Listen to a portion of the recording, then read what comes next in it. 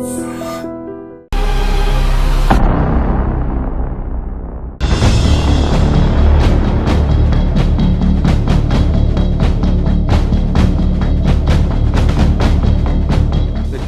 Appeal ఏదండి? కొనేట case పాపం he's the accused was military man అంటే అప్పుడే సెలెక్ట్ అయినట్టుంది అబ్బాయి. ఈ అమ్మాయి చాలా క్రూరంగా ఉండేవాడు, కాల్చడము అంత క్రూరంగా ఉండే. బట్ అదే నేను చివరికి ఆ అమ్మాయిని ఒక మాట ఏంటంటే, మరి అమ్మ నువ్వు కాల్చినా నువ్వు అని తీసి చూపిస్తుంది అమ్మాయి కోర్టులో, ఓపెన్ కోర్టులో. కొంచెం కూడా భయపడలేదు. కర్నూలు అనగానే అందరూ గుర్తుకొచ్చి ఫ్యాక్షన్. ఆ ఫ్యాక్షన్ జిల్లాలో మీకు బాగా గుర్తుండిపోయిన కేసు? నక్సలైట్లు ఒక టైప్ అయితే వీళ్ళు ఒక టైప్. వాళ్ళ లోపల బాడీ వెనకాల కత్తులు కటార్లు పెట్టుకొని వచ్చే కోర్టులో ఒకటి పెత్తనం చేస్తుంటే వాళ్ళ కింద ఎప్పటికి 20 మంది ఉండాలి, ఇంకో పెత్తనం చేస్తుంటే వాళ్ళ కింద ఒక 30 మంది ఉండాలి, వాళ్ళ వీళ్ళు నడపాలి. సార్ మీరు కర్నూలులో ఉన్నప్పుడు తెలుగులో ఒక జడ్జిమెంట్ ఇచ్చారండి. కర్నూలులో ఉన్నప్పుడు ఒక పాపం ఒక ముద్ద ఉండేది, అడు ఎంతసేపు ఏదో ఒకటి మాట్లాడేది.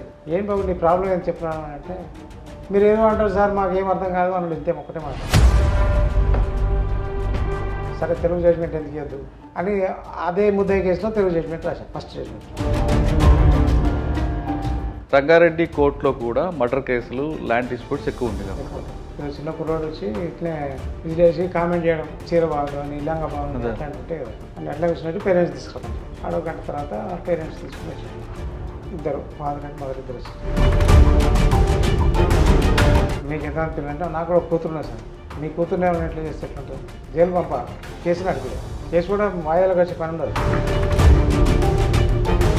మీకన్నా ముందున్న వాళ్ళు పెండించి పెట్టిన తర్వాత మీరు దాన్ని క్లియర్ చేయడానికి కూర్చున్నారు. చేస్తున్న సమయంలో అంటే వాళ్ళు ఎందులో మనకి హెడేక్ అనుకొని పెండించి పెట్టిన కేసులు కూడా కనిపిస్తుంటాయి. కొన్ని మా జ్యుడిషియల్ ఆఫీసర్లో చెప్పకూడదు కానీ కొన్ని భయాలు ఉంటాయి ఇంట్లో. అట్లా భయాలు పెట్టుకుంటే పని చేయలేం. భయాలు అంటే ఈ కేసు చేస్తే వాడేమనుకుంటాడు, ఈ కేసు చేస్తే వీడేమనుకుంటాడు. మీ బంధుత్వాన్ని అడ్డం పెట్టుకుని ఎవరైనా మిస్యూజ్ చేశారంటే? ట్రై చేశారా? ట్రై చేస్తే చెప్పిన మనం నేను తమ్ముడు అంటున్నా, అన్న అంటున్నాను, అక్కడ వరకే ఉందాం. మనం ప్రొఫెషన్లో చేయదు బాబు, మంచిది కాదు, నీకు మంచిది కాదు, వాళ్ళకు కూడా మంచిది కాదు. చాలామంది ఒక ఆఫీస్ ఓపెన్ చేస్తున్నారు, కన్సల్ట్ అంటే ముందని కలవడానికి, ఆయన బాధ చెప్పుకోవడానికి డబ్బులు. నా పని చేసిన వాళ్ళు వాళ్ళే ఉంటారు కదా. మొన్న భూమి పంచాయతీలది ఎవరైనా అడ్వకేట్ కావాలి ఉంటే నేను వచ్చి ప్రాక్టీస్ చేస్తున్నాను కదంటే, ఆల్రెడీ అడ్వకేట్ని కలిసినాము. ఇంజక్షన్ షూట్ అయ్యాలంటే సరే ఏంటి సార్ అని చెప్పినాము. చెప్తే 50,000 చెప్పన్నారు. లాస్ట్కి ఇప్పుడు వచ్చి ఏమంటున్నాడంటే, నువ్వు మొత్తం 50,000 అయితే కేసు ఎత్తాను లేకుంటలేదు. మరి ఇచ్చిన డబ్బులన్నీ అది అన్యాయం కదా సార్. అదే అంటున్నారు కదా సార్. అటువంటి వాళ్ళ మీద యాక్షన్ తీసుకోవాలంటే ఏం చేయాలి?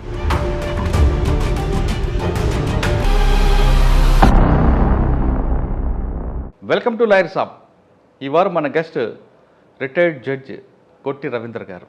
గొట్టి రవీంద్ర గారు డిపార్ట్మెంట్లోకి ఏపీపీగా వచ్చి జడ్జిగా రిటైర్ అయ్యారు.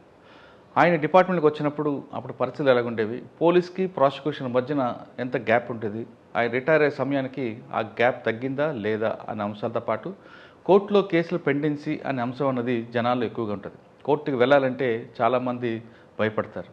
అంతేకాకుండా కోర్టులు అనగానే ప్రజలకు ఒక అపోహ ఉంది, కోర్టు చుట్టూ తిరగలేం, కోర్టుకు వెళ్తే అంత తొందరగా సత్వర న్యాయం దొరకదని. ఇవన్నీ ఈ ప్రశ్నల మీద రవీంద్ర గారు ఏం చెప్తారు? అన్నిటికన్నా ఇంపార్టెంట్, ప్రజలకు అర్థం అవ్వాలి, సామాన్య ప్రజలకి న్యాయస్థానాలు తీర్పులు అర్థం అవ్వాలనే ఉద్దేశంతో ఆయన కర్నూలులో ఒక జడ్జిమెంట్ తెలుగులో ఇచ్చారు.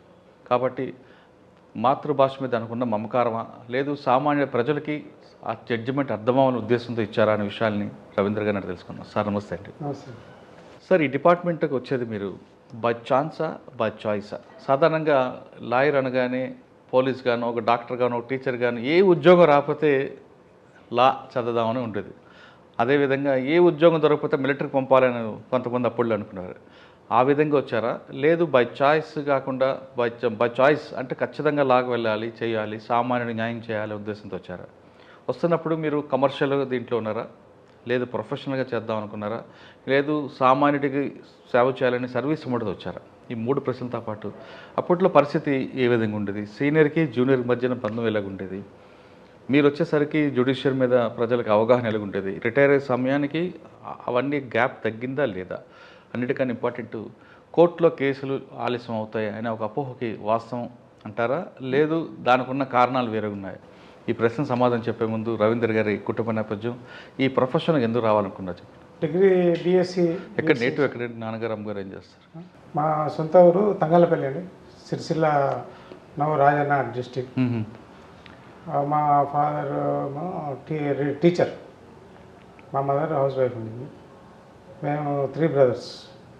మా బావగారు ఒక అక్కయ్య, బావగారు అడ్వకేట్ ప్రొఫెషన్లో ఉన్నారు. అంటే అప్పటికే ఉన్నారా? అప్పటికే అంటే పెళ్ళి కాకముందు. పెళ్ళి కాకముందు ఆయన ఎంప్లాయ్ ఉండే. చదువుతూ నైట్ కాలేజ్ చేసి లాగా అడ్వకేట్ ప్రొఫెషన్లో. ఎక్కడున్నారు ఇప్పుడు ఆయన? ఎక్కడ చేస్తున్నారు? కరీంనగర్లో చేస్తారు. ఏం పేరు? గంట శ్రీహరి. గంట శ్రీహరి. మాకు కొంచెం పొలిటికల్ బ్యాక్గ్రౌండ్ ఉంది. ఆయన గంట శ్రీహరి గారు ఎంపీగా కాంటెస్ట్ చేశాడు. ప్లస్ మా చిన్నాయన గొట్టె భూపతి ఈ 2 సార్లు ఎమ్మెల్యే, ఒకసారి 2 సార్లు ఎంపీ గెలిచాడు తెలుగుదేశం పార్టీ. అలాగా నేను డిగ్రీ చేస్తుంటూ యాక్చువల్లీ నాకు ఎంబీఏ చేయాలని ఉండేది. ఎంబీఏ చేసి ఆ ప్రొఫెషన్లో అట్లా వెళ్దామని ఉండే బిజినెస్ టైప్లో. But by chance, by lucky or ఈ ప్రొఫెషన్ బై లక్కీ ఎంబీఏలో సీట్ రాలేదు. సో లాలో జాయిన్ అయిపోయాను. లాలో జాయిన్ అయినప్పటి నుంచి my ambition is to become civil సర్వీసెస్కి వెళ్ళాలి, like collector or any revenue department, group 1 ఆ సర్వీస్లోకి వెళ్ళాలనుకొని లా చదువుతూ వచ్చాను. లా కంప్లీట్ అయ్యేసరికి ఒకసారి 2 సార్లు సివిల్స్ రాశారా? గ్రూప్స్ మెయిన్ వరకు వచ్చి మెయిన్లో వెళ్ళిపోయింది. సివిల్స్ 2 సార్లు మెయిన్స్కి వచ్చి అది వెళ్ళిపోయింది, అది రాలే. ఓకే. మెయిన్స్లో కటాఫ్ అయిపోయింది. My law is completed in 1984. ఏ కాలేజ్ అండి? Osmania degree Nizam college. 84లో లా అయిపోయిన తర్వాత still I was in that అదే వేలో ఉన్నా, సివిల్ సర్వీసెస్. ఇలా ఉండి ఖాళీగా కూర్చుంటే ఒకసారి మా బావగారు అడ్వకేట్ అని చెప్పాను కదా, ఆయన వచ్చి ఏం చేస్తున్నావురా బాబు అని. ఏం లేదు బాబా, ఇలా సివిల్స్ ప్రిపేర్ అవుతున్నా, ఎన్ని రోజులు టైం వేస్ట్ చేసుకుంటావు, ప్రొఫెషన్లో రాని ఎట్లా ఉన్నాను కదా అని హీ ఎంకరేజ్. ఇదేదో బాగానే ఉంది, మరి సరే ప్రయత్నం చేద్దామని. So I stop that civils. ఆ సైడు బ్రేక్ వేసేసి ఎన్రోల్మెంట్ చేయించేసి 86లో 84లో కంప్లీట్ అయితే 86లో ఎన్రోల్మెంట్ చేయించేసి ప్రొఫెషన్కి వచ్చాను. ఎవరి దగ్గర? మీ బాబు గారు బాగా కరీంనగర్లో. ఆయన కొంచెం పొలిటికల్గా ఉన్నాడు కాబట్టి కేసెస్ అన్నీ నేనే చూసుకునేవాడిని. కరీంనగర్లోనా? కరీంనగర్లో. మీ బావగారు ఆఫీస్లో ఎక్కువగా సివిల్ కేసులు అండి, క్రిమినల్ కేసులు ఉంటాయి? 2 ఉండే, mixed case plus land acquisition కేసులు అవన్నీ. అప్పుడు మానేర్ డ్యామ్ అయింది కదా, మానేర్ డ్యామ్. సో దాంట్లో ల్యాండ్ ఎక్విజిషన్ కేసులు ఎక్కువ ఉండేవి. అంటే ఆ టైంలో నక్సల్స్ మూమెంట్ ఆ కేసులో చూసారా? ఎవరండి? నక్సల్స్ కేసులు ఏమి వచ్చాయి మీకు? నక్సల్స్ కేసు కూడా వచ్చాయి, కానీ అవి నేను టచ్ చేయలేదు. ఎందుకంటే సీనియర్ చూసుకుంటారు ఎందుకనేది అట్లా కొంచెం ఉండింది. సార్, మీ బావగారి దగ్గర ఫస్ట్ ట్రైనింగ్ తీసుకున్నప్పుడు మీరు చేసిన ఫస్ట్ అప్పీల్ ఏదండి? అప్పీల్ చేయలేదు, ఓన్లీ ట్రయల్ వర్క్ చేశాను. ట్రయల్ వర్క్ ఏం చేశారు? Trial works all types of చేసినాం. 498 గృహహింస లేదు అప్పుడు. 498 కేసులు, ఈ మామూలు 307లు, డైవర్స్ కేసులు, restitution of conjugal rights, all types of cases ఉండేది. ఈవెన్ ఆర్డీఓ కేసుల దగ్గరికి, రెవెన్యూ కోర్టు. ఏమైనా గుర్తున్నాయండి ఒక కేసేనా? ఆ కేసులు అంతగా అవి కొంచెం తగ్గిపోయినాయి. ఎందుకంటే మీ సీనియర్ దగ్గర మీరు నేర్చుకుంది ఏంటి చెప్పండి? సీనియర్ దగ్గర నేర్చుకుంది ఏంటంటే how to present the case and how to defend the case అనేది కొంచెం ఆయన స్వతహాగా చెప్పుకున్నా. ఇక్కడ ఇంకొక విషయం చెప్పాలండి, నాకు ఒక మంచి క్యారెక్టర్ అని వస్తుంది దాన్ని. నేను ప్రతి ఒక్క మనిషి దగ్గర ఒకటి నేర్చుకుంటాను.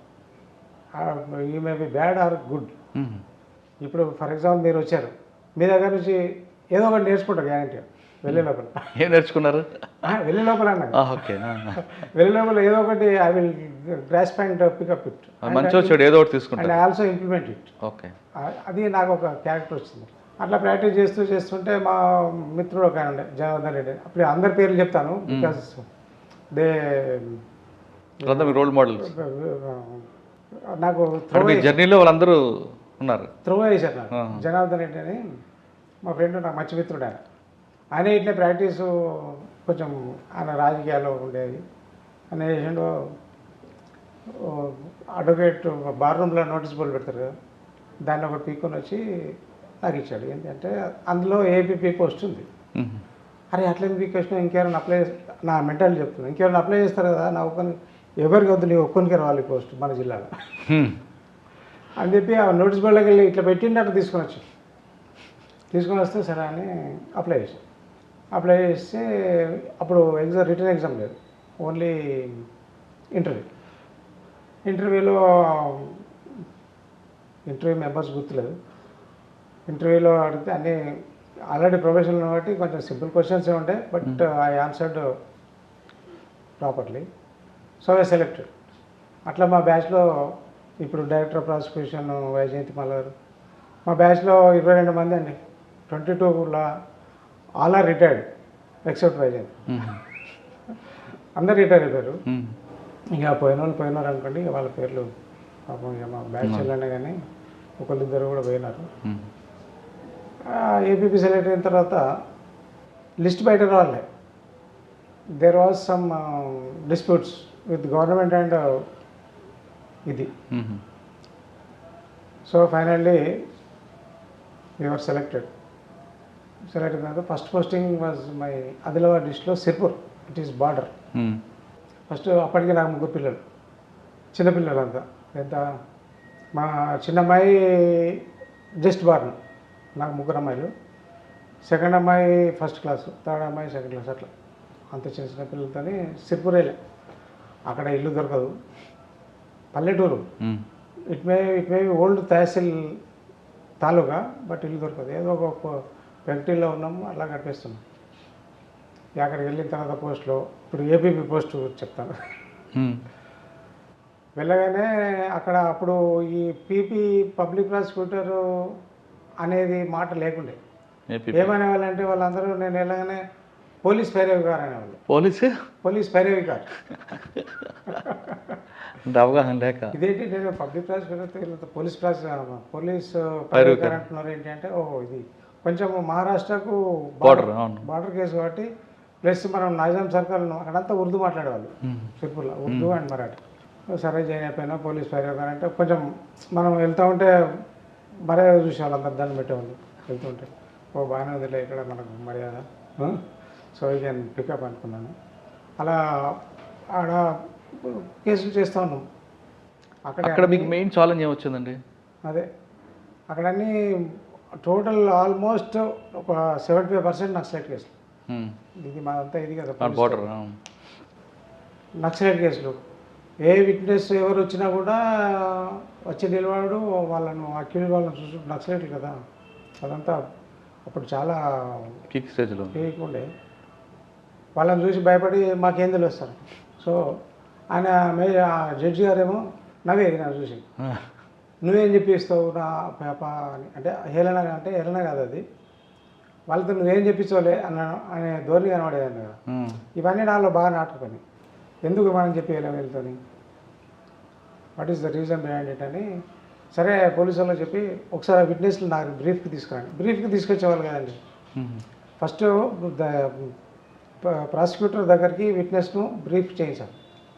దానికి రీజన్ ఏంటంటే, వీళ్ళు పోలీసు వాళ్ళు ఏం చేస్తారు, ఒక కేసు కాగానే వాళ్ళకు కేసు కనుగొనగా సపోజ్ ఒక 324 లేకుంటే ఒక 307 ఏదో కేసు అయితే, కేసుకు వాని మీద నేరస్తులుగా నిరూపించాలి అనే విధంగా వాళ్ళు స్టేట్మెంట్ తయారు చేస్తారు. యాక్చువల్గా నిజానికి వాళ్ళు ఎగ్జామిన్ చేసినా కూడా చెప్పరు విట్నెస్లు. వీళ్ళకు అనుగుణంగా ఆ కేసుకు ఇంగ్రీడియంట్ సంబంధించిన స్టేట్మెంట్ రాసుకొని కోర్టులో ప్రజెంట్ చేస్తారు. నేను నా దగ్గర బ్రీఫ్ తీసుకురావాలని చెప్పి ఒకసారి సిఐకి డిఎస్పీకి క్రైమ్ మీటింగ్స్ అయితే ఉంటాయి, వాళ్ళకి చెప్పాను ఇట్లా ఉంటాయండి సార్, వాళ్ళు ఏం చేసినా చెప్పలేరు సార్ అంటే, I will try my level best, తీసుకురండి. తీసుకొచ్చిన తర్వాత రానంటారండి, అసలు రారు. ఆ సార్ ఏదో చెప్తాడు, మళ్ళీ మేము వాడు చెప్పాలి, వాడు మమ్మల్ని చూస్తాడు అని ఇట్లా బయట పిలిచాం. మీకు ఏం భయం లేదు, జరిగింది చెప్పండి అంటే వీళ్ళు ఇదే చెప్పారు. సేమ్ మామూలు ఏం అడగలేదు సార్, పోలీసు వాళ్ళు జస్ట్ పిలిచారు, నీ పేరేందని అడిగారు, వాళ్ళు ఇష్టం రాసుకొని పోయారు, సంతకం పెట్టించుకున్నారా అంటే సంతకాలు గితకాలు ఏం అవసరం లేదన్నారు. సరే అని అట్లా చేసి ప్రయత్నం చేసిన చాలా వరకు. సో ఆ ఆఫీసర్ గారు నన్ను కొంచెం హేళనగా చేశారు కదా, జ్యుడిషియల్ ఆఫీసర్, నువ్వేం చెప్పిస్తలే అన్నట్టు. So I tried. మీ ఊర్లో ఏమన్నా జరిగిందా సంఘటన? జరిగింది సార్, అది చెప్తారు. ఏం జరిగిందంటే కొంతమంది ఒక 10 మంది వచ్చారు. 10 మంది వచ్చి పలానా ఇంటి దగ్గరికి వెళ్ళారు, నిప్పు పెట్టారు అంటే వాళ్ళు గుర్తుపడతారు. ఇట్లా కొంచెం ఆ దారిలోకి తెచ్చాను అన్నమాట. బట్ ఫైనల్లీ ఇన్సిడెంట్ అంతా చెప్తారు. ఇన్సిడెంట్ అంతా చెప్తూ వచ్చి కరెక్ట్ పాయింట్ దగ్గర ఏమంటారు కదా, ఒక సామెతను చూశాను. ఆయన చూసినాను, రవీందర్ వచ్చాడు, మల్లేశం తీసి కత్తి తీశాడు. కత్తి మెరిసిన కన్ను మూసుకుని ఎవడు పడుతుంటాడు. కరెక్ట్ పాయింట్కి వచ్చి గుర్తుపట్టలేదు అంటారా? లాస్ట్ పాయింట్కి వచ్చారు. మరి ఆ వచ్చిన 10 మందిని ఎవరిని గుర్తుపడతావా అంటే లేదు సార్ గుర్తుపట్టలేము. సరే నేను చూపిస్తే గుర్తుపడతావా అంటే అడ్వకేట్ ఆబ్జెక్షన్ చెప్తాడు. అట్లా చూపించడానికి వీలు లేదు, మీరు ఎట్లా చూస్తారు అక్యూజ్ అని గుర్తుపడితే అది it is out of the way. చూడండి ఎట్లా గుర్తుపట్టాడు, లెట్ మీ ట్రై. జడ్జి గారు ఆబ్జెక్షన్ చెప్తలేరు, మీరు ఆబ్జెక్షన్ చెప్తున్నారు. గుర్తుపడితే కదా మీకు ప్రాబ్లం. నా ప్రయత్నం నేను చేస్తా, మీరు ఆబ్జెక్షన్ చెప్పొద్దు ఇట్లా అని అడ్వకేట్లను సున్నితంగా చేసుకొచ్చుకుంటే సరే చేసుకోండి సార్, మీరు ఏం చెప్పినా వాడు చెప్పినా అని వాళ్ళు నిద్రపోతుండే అడ్వకేట్. సరే బాబు మరి వాళ్ళని గుర్తుపడతామంటే అలా ఇలా చూసి వీళ్ళు ఎవరు లేరు సార్, అప్పుడు వేరే ఉండి వాళ్ళు లేకుంటే చివరికి ఏమనే వాళ్ళు ముసుగులు వేసుకొని వచ్చారు సార్. ఏదో రకంగా తప్పించుకొని పోయారు సార్. అటువంటి సిచ్యువేషన్లో ఒక సంఘటన గుర్తుందా? ప్రతి సంఘటన ఇట్లే. ఒకటి మేజర్ ఏమైనా ఇష్యూ అంటే ఒక బాంబ్ బ్లాస్ట్ కానీ లేదంటే ఒక ఇవన్నీ అవేనండి, బాంబ్ బ్లాస్ట్లు, ఇల్లు కాల్చడం, ఎవరైనా మర్డర్ చేయడం కానీ. మర్డర్ అంటే మాకు రాదు. అప్పుడు నేను ఏపీపీ ఏపీపీ స్టేట్ బోర్డు కదా, అది రాకుండే. అంటే వచ్చిన వాళ్ళు ఎవరైనా పెద్ద పర్సన్ ఎవరు ఉన్నారా నక్సలైట్లు అప్పుడు? నక్సలైట్లో అప్పుడు అందరూ అండర్గ్రౌండ్ నక్సలైట్లే. ఎవరు పేరేం గుర్తుందా? పేర్లు గుర్తులేదు, పేర్లే గుర్తులేదు. ఎందుకంటే అది that was in 1992. Okay, 30 years. కానీ ఇప్పుడు కూడా మీరు పనిచేసిన కాలంలో ఎప్పుడు చెప్పించలేదా ఎవిడెన్స్? చెప్పించుకోలేకపోయారా? చెప్పలేదు సార్, నో ఛాన్స్. మీరు ఎంత ట్రై చేస్తున్నా, ఎంత ట్రై చేసినా అక్కడ వరకు వస్తాడు ఆగిపోతాడేమో. అక్కడ వరకు వచ్చి ఆగిపోతాడు. ఇక ఆయన ఒకసారి మేజిస్ట్రేట్ గారు ఏంటంటే, ఏమండి పీపీ గారు మీరు ఎందుకు ప్రయాసపడుతున్నారు, కోర్ట్ టైం వేస్ట్ చేస్తున్నారు అంటే, it is not court time, wasting of court time sir. ఇది పబ్లిక్ ప్రాసిక్యూటర్లో the duty of the public prosecutor is to do justice, presenting the case present ఎలా చేయాలి అనేది మా డ్యూటీ. అవును, మీరు మమ్మల్ని అబ్జెక్షన్ చేస్తే వీ కెనాట్ డూ ఇట్. మేము ఎక్కడ వరకు చేయాలి, ఎంతవరకు చేయాలి అనేది వీ డిసైడ్ ఇట్. మరి ఎక్కడుంది మీకు చెప్పండి అన్నాడు. అవును సార్, సిఆర్పిసిలో ప్రతి స్టేజ్లో PP is entitle to do anything, ప్రతి స్టేజ్లో ఎక్సెప్ట్ ఇన్వెస్టిగేషన్ స్టేజ్. ఎప్పుడైతే కేసు కోర్టు ముందుకు వచ్చిందో, కోర్టు ముందుకు వచ్చిన ప్రతి కేసులో మేము ఇంటర్ఫియర్ కావచ్చు. ఇప్పుడు ఈ కోర్టు కేసులో ఉంది, ఈ కేసు కోర్టులో ఉంది కదా, కేసులో ఉన్నప్పుడు మేము ప్రతి స్టేజ్లో how to present the case అనేది దట్ ఈజ్ అవర్ డ్యూటీ. కానీ దాన్ని ఎవరు రావడానికి లేదు సార్ అని ఇట్లా ఆర్గ్యుమెంట్ చేశాను. ఆర్గ్యుమెంట్ చేస్తే సరే ఎన్ని రోజులు చేస్తారో చేయండి అని. సరే సార్ చేస్తాను, నా ప్రయత్నం చేస్తాను అని ఇట్లా చాలా ట్రై చేసినట్టు, చాలా ట్రై చేసి విసిగిపోయి ఇంకా ఏం చేద్దామని చెప్పి కేసులన్నీ చాలా పెండెన్సీ, ఓల్డ్ కేసులు, వాళ్ళు వచ్చిన వాళ్ళందరూ వాళ్ళు ముసళ్ళు అయిపోతూ ఉన్నారు. మీరు చెప్పినట్టు పెండెన్సీ పెరిగిపోతుంది అన్నారు. అది పాత కేసులు కోర్టు చుట్టూ తిరిగి వేస్ట్ అయిపోతుంది అన్నారు. ఒక స్టేజ్లో పోలీస్ వాళ్ళు కూడా విట్నెస్ని తేలేకపోతున్నారు. తేలేక వాడు రాలేక చనిపోయినానో లేకుంటే అడ్రస్ దొరకలేదానో మేము లేడు. నేను చూసిన కేసు మొత్తం వివరాలన్నీ ఒకసారి ఫస్ట్ స్టార్ట్ అయ్యేటప్పుడు అన్ని వివరాలు చూసేసి ఇందులో ఏ విట్నెస్ ఇంపార్టెంట్, ఒక ఐ విట్నెస్ ఉంటాడు, ఒకటి కాంప్లైంట్ ఉంటాడు, ఒకటి పంచ్ విట్నెస్ ఉంటాడు, ఇలా రకరకాలు ఉంటారు, డాక్టర్స్, అట్లా చూసేసి వాళ్ళకి టికెట్ వాళ్ళకే సమస్య పంపింది. వాళ్ళకి వచ్చి వాళ్ళు ఏం చెప్పలేదు అనుకోండి, మిగతా అంతా గివెన్ అప్ చేసేది. గివెన్ అప్ అంటే వాళ్ళని ఎవిడెన్స్ చేయలేను, that is our authority PPs. అలా గివెన్ అప్ చేసేస్తే అప్పుడు మళ్ళీ మేజిస్ట్రేట్ ఉన్న మళ్ళీ ఏంటంటే విట్నెస్ లేవని చేయకుండా అందరిని తీసేస్తున్నారు. సార్ ఎవరిని విట్నెస్ని ఎగ్జామిన్ చేయాలి, ఎవరిని చేయొద్దు, ఏ విట్నెస్ చేస్తే మాకు ప్రాసిక్యూషన్కు సపోర్టింగ్ ఉంటుంది, మేము చూసుకుంటాం. అంతేగాని మీరు ఎందుకు చేసినావు అని అంటే నేనేం చెప్పలేను. That is I'm answerable to the prosecution. మా డైరెక్టర్ ఆఫ్ ప్రాసిక్యూషన్ నేను చెప్పగలుగుతాను. కోర్టు నేను ఎట్లా చేస్తే మీరు అట్లా వినండి అంతే. నేను కొట్లాడేవాడండి ఇట్లా అంటే సరే మీ ఇష్టం. అట్లా డిస్పోజల్ అవుతున్నాయి. ఇక కేసులు డిస్పోజల్ అవుతుంటే అప్పుడు జడ్జి గారు సంతోషపడుతున్నాడు, పీపీ గారు నాకు మంచి డిస్పోజల్ ఇస్తున్నాడు. అదేంటి సార్ నిన్నటి వరకేమో అన్ని గివనప్ చేస్తున్నా అన్నారు, అంతకుముందు అంతకుముందు కొద్ది రోజులేమో ఎంతమంది విట్నెస్ చేస్తా అన్నారు, ఇప్పుడేమో ఇట్లా అంటున్నారు. ఇదేంటి సార్ ఇది? అట్లే ఉంటుంది మరి. ప్రాసిక్యూషన్ అంటే అట్లే ఉంటుంది, కోర్టు అంటే అట్లే ఉంటుంది. మీరు నాకంటే సీనియరే, మీరు కానీ ఈ ఎక్స్పీరియన్స్ కూడా మీరు రాగలేదు అనేసిన. ఈ ఎక్స్పీరియన్స్ కూడా మీకు తెలియలేదు అని మీతో ఎక్కువ మాట్లాడదు చేయండి విరమించుకునేవాళ్ళు. ఒక స్టేజ్లో ఒక జడ్జి గారు ఉండే, పేరు వద్దులేండి, జడ్జి గారు ఉండే. ఆయన ఇట్లే నేను వాదిస్తుంటే ఏం చేసినంటే, పీపీ గారు ఇట్లా కూర్చుండేది, పీపీ గారు మీరు ఏ కేసు మీరు అంటే ఆ కేసు బ్లెన్స్ గారు సార్ ఏం చెప్తే అదే కేసు మీరు ఏ విట్నెస్ పిలితే ఆయన పిలు అని ఆయన మంచిగా ఉండి, సార్ మీరు కనీసం ఎవిడెన్స్ రికార్డ్ చేయండి అంటే నేను చేయను, మీరే చేయండి. అప్పుడు ఎవిడెన్స్ కూడా నేను రికార్డ్ చేశాను. ఎందుకంటే మనం చేస్తే తప్పు చేస్తాము, లేకుంటే మాకు ఫేవరబుల్గా చేస్తామని అడ్వకేట్లు ఆబ్జెక్షన్ చేస్తారు. ఫస్ట్ కొద్ది రోజులు చేశారు, చేసిన తర్వాత నేనేందో తెలిసిపోయింది. వాడు ఏం చెప్తే అదే రికార్డ్ అవుతుంది, సార్తో ఏం ప్రాబ్లం, వాడు లేకుండా కూడా వెళ్ళిపోతుంది, అడ్వకేట్ లేకుండా కూడా ఉండదు. అంత కాన్ఫిడెంట్ అంటే ఫేర్నెస్ మీద. ఓకే, అట్లా ఫేర్గా ప్రాసిక్యూషన్ చేశాను. సిర్పూర్ ఎంతకాలం చూసారండి? 5 years చేశాను. ఫస్ట్ పోస్టింగ్లో 5 సంవత్సరాలు. 5 years చేశాను. నాకు ఇక అక్కడ ఉండలేకపోయాను, పిల్లలు కొంచెం పెద్ద అవుతున్నారు, ఎడ్యుకేషన్. సో ఒక ట్రాన్స్ఫర్ అప్లికేషన్ పెడితే వరంగల్ ట్రాన్స్ఫర్ అయితే ఇక్కడ అదే ఏంటి వరంగల్ ఇంకా అప్పుడు ఎక్కువ ఉండే నక్సలైట్ మూమెంట్, ఇక్కడే ఉండే. అవి కాకుండా కూడా 498 కేసులు. సార్ అప్పుడు వరంగల్ కేసుల్లో కూడా ఎవరు ఎవిడెన్స్ చెప్పేవారు కదా, ఎందుకంటే వరంగల్లో మేజర్ జరిగింది. ఇంకెక్కువ ఒక స్పెషల్ కోర్టు ఉండేది నక్సల్స్ స్పెషల్ కోర్టు ఉండేది. ఆ స్పెషల్ కోర్టుకు నాకు రాలే. సో అది కొంచెం తగ్గింది అక్కడ. ప్లస్ అక్కడ వర్క్ లోడ్ ఎక్కువైందండి నాకు. ఏమంటే పీపీలు తక్కువ ఉండేది. ఇప్పుడు మీరు ఇన్ఫ్రాస్ట్రక్చర్ అని ఒక మాట ఉంటుంది, పీపీలు తక్కువ ఉండే. పీపీలు నాకు నర్సంపేట, పర్కాల్, వరంగల్ 2 కోర్టులు. డైలీ ఒక కోర్టు అటెండ్ చేసేవాడిని. పొద్దున్న లేవనే టిఫిన్ బాక్స్ ఎత్తుకొని వెళ్ళిపోయి. వెహికల్ ఇచ్చేవారండి? వెహికల్ కదండి, బస్సులోనే ఈ కోర్టు ఒక టిఫిన్ బాక్సు. పొద్దున 9 గంటలకు వెళ్ళిపోయేది. పొద్దున పిల్లల్ని స్కూల్ కాడ వదిలిపెట్టేసి వెళ్ళిపోతే మళ్ళీ సాయంత్రం ఎప్పుడు 5-6 గంటలకు వచ్చి అక్కడ కొంచెం పర్లేదు. వరంగల్లో మంచి కేసులు చేశాను.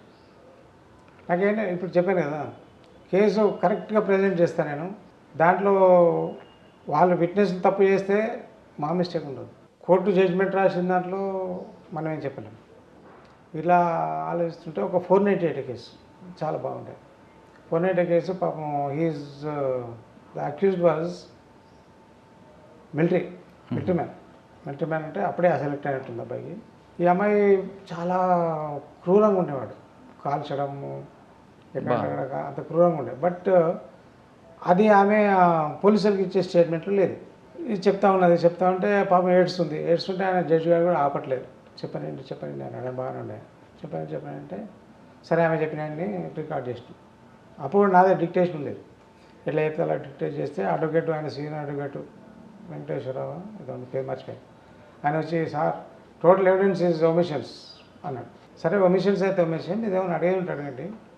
There is a good judgement on the omissions and commissions, that is Tahsildar case అంట. I will look in to that, I will present that citation. మీరు అడిగేది అంటే అవునండి మీరు అడగాలి క్రాస్ ఎగ్జామినేషన్. ఊరికే ఒమిషన్స్ అంటే కుదరదు కదా అంటే ఆయన ఏదో 4 క్వశ్చన్లు అడిగాడు, అన్ని ఒమిషన్స్ అన్నాడు. అట్లా పేరెంట్స్ 2-3 వచ్చారు, వాళ్ళు కూడా ఎవిడెన్స్ చెప్పారు. చెప్పిన తర్వాత ఆ జడ్జి గారు ఈ ఒమిషన్స్ అన్నాయి కదా, ఒమిషన్స్ అంటే అది కొంచెం పెద్ద సబ్జెక్ట్ అండి. ఒమిషన్స్ అంటే పోలీసు వాళ్ళకు చెప్పని విషయాలు కోర్టులో చెప్తే అవన్నీ ఒమిషన్స్.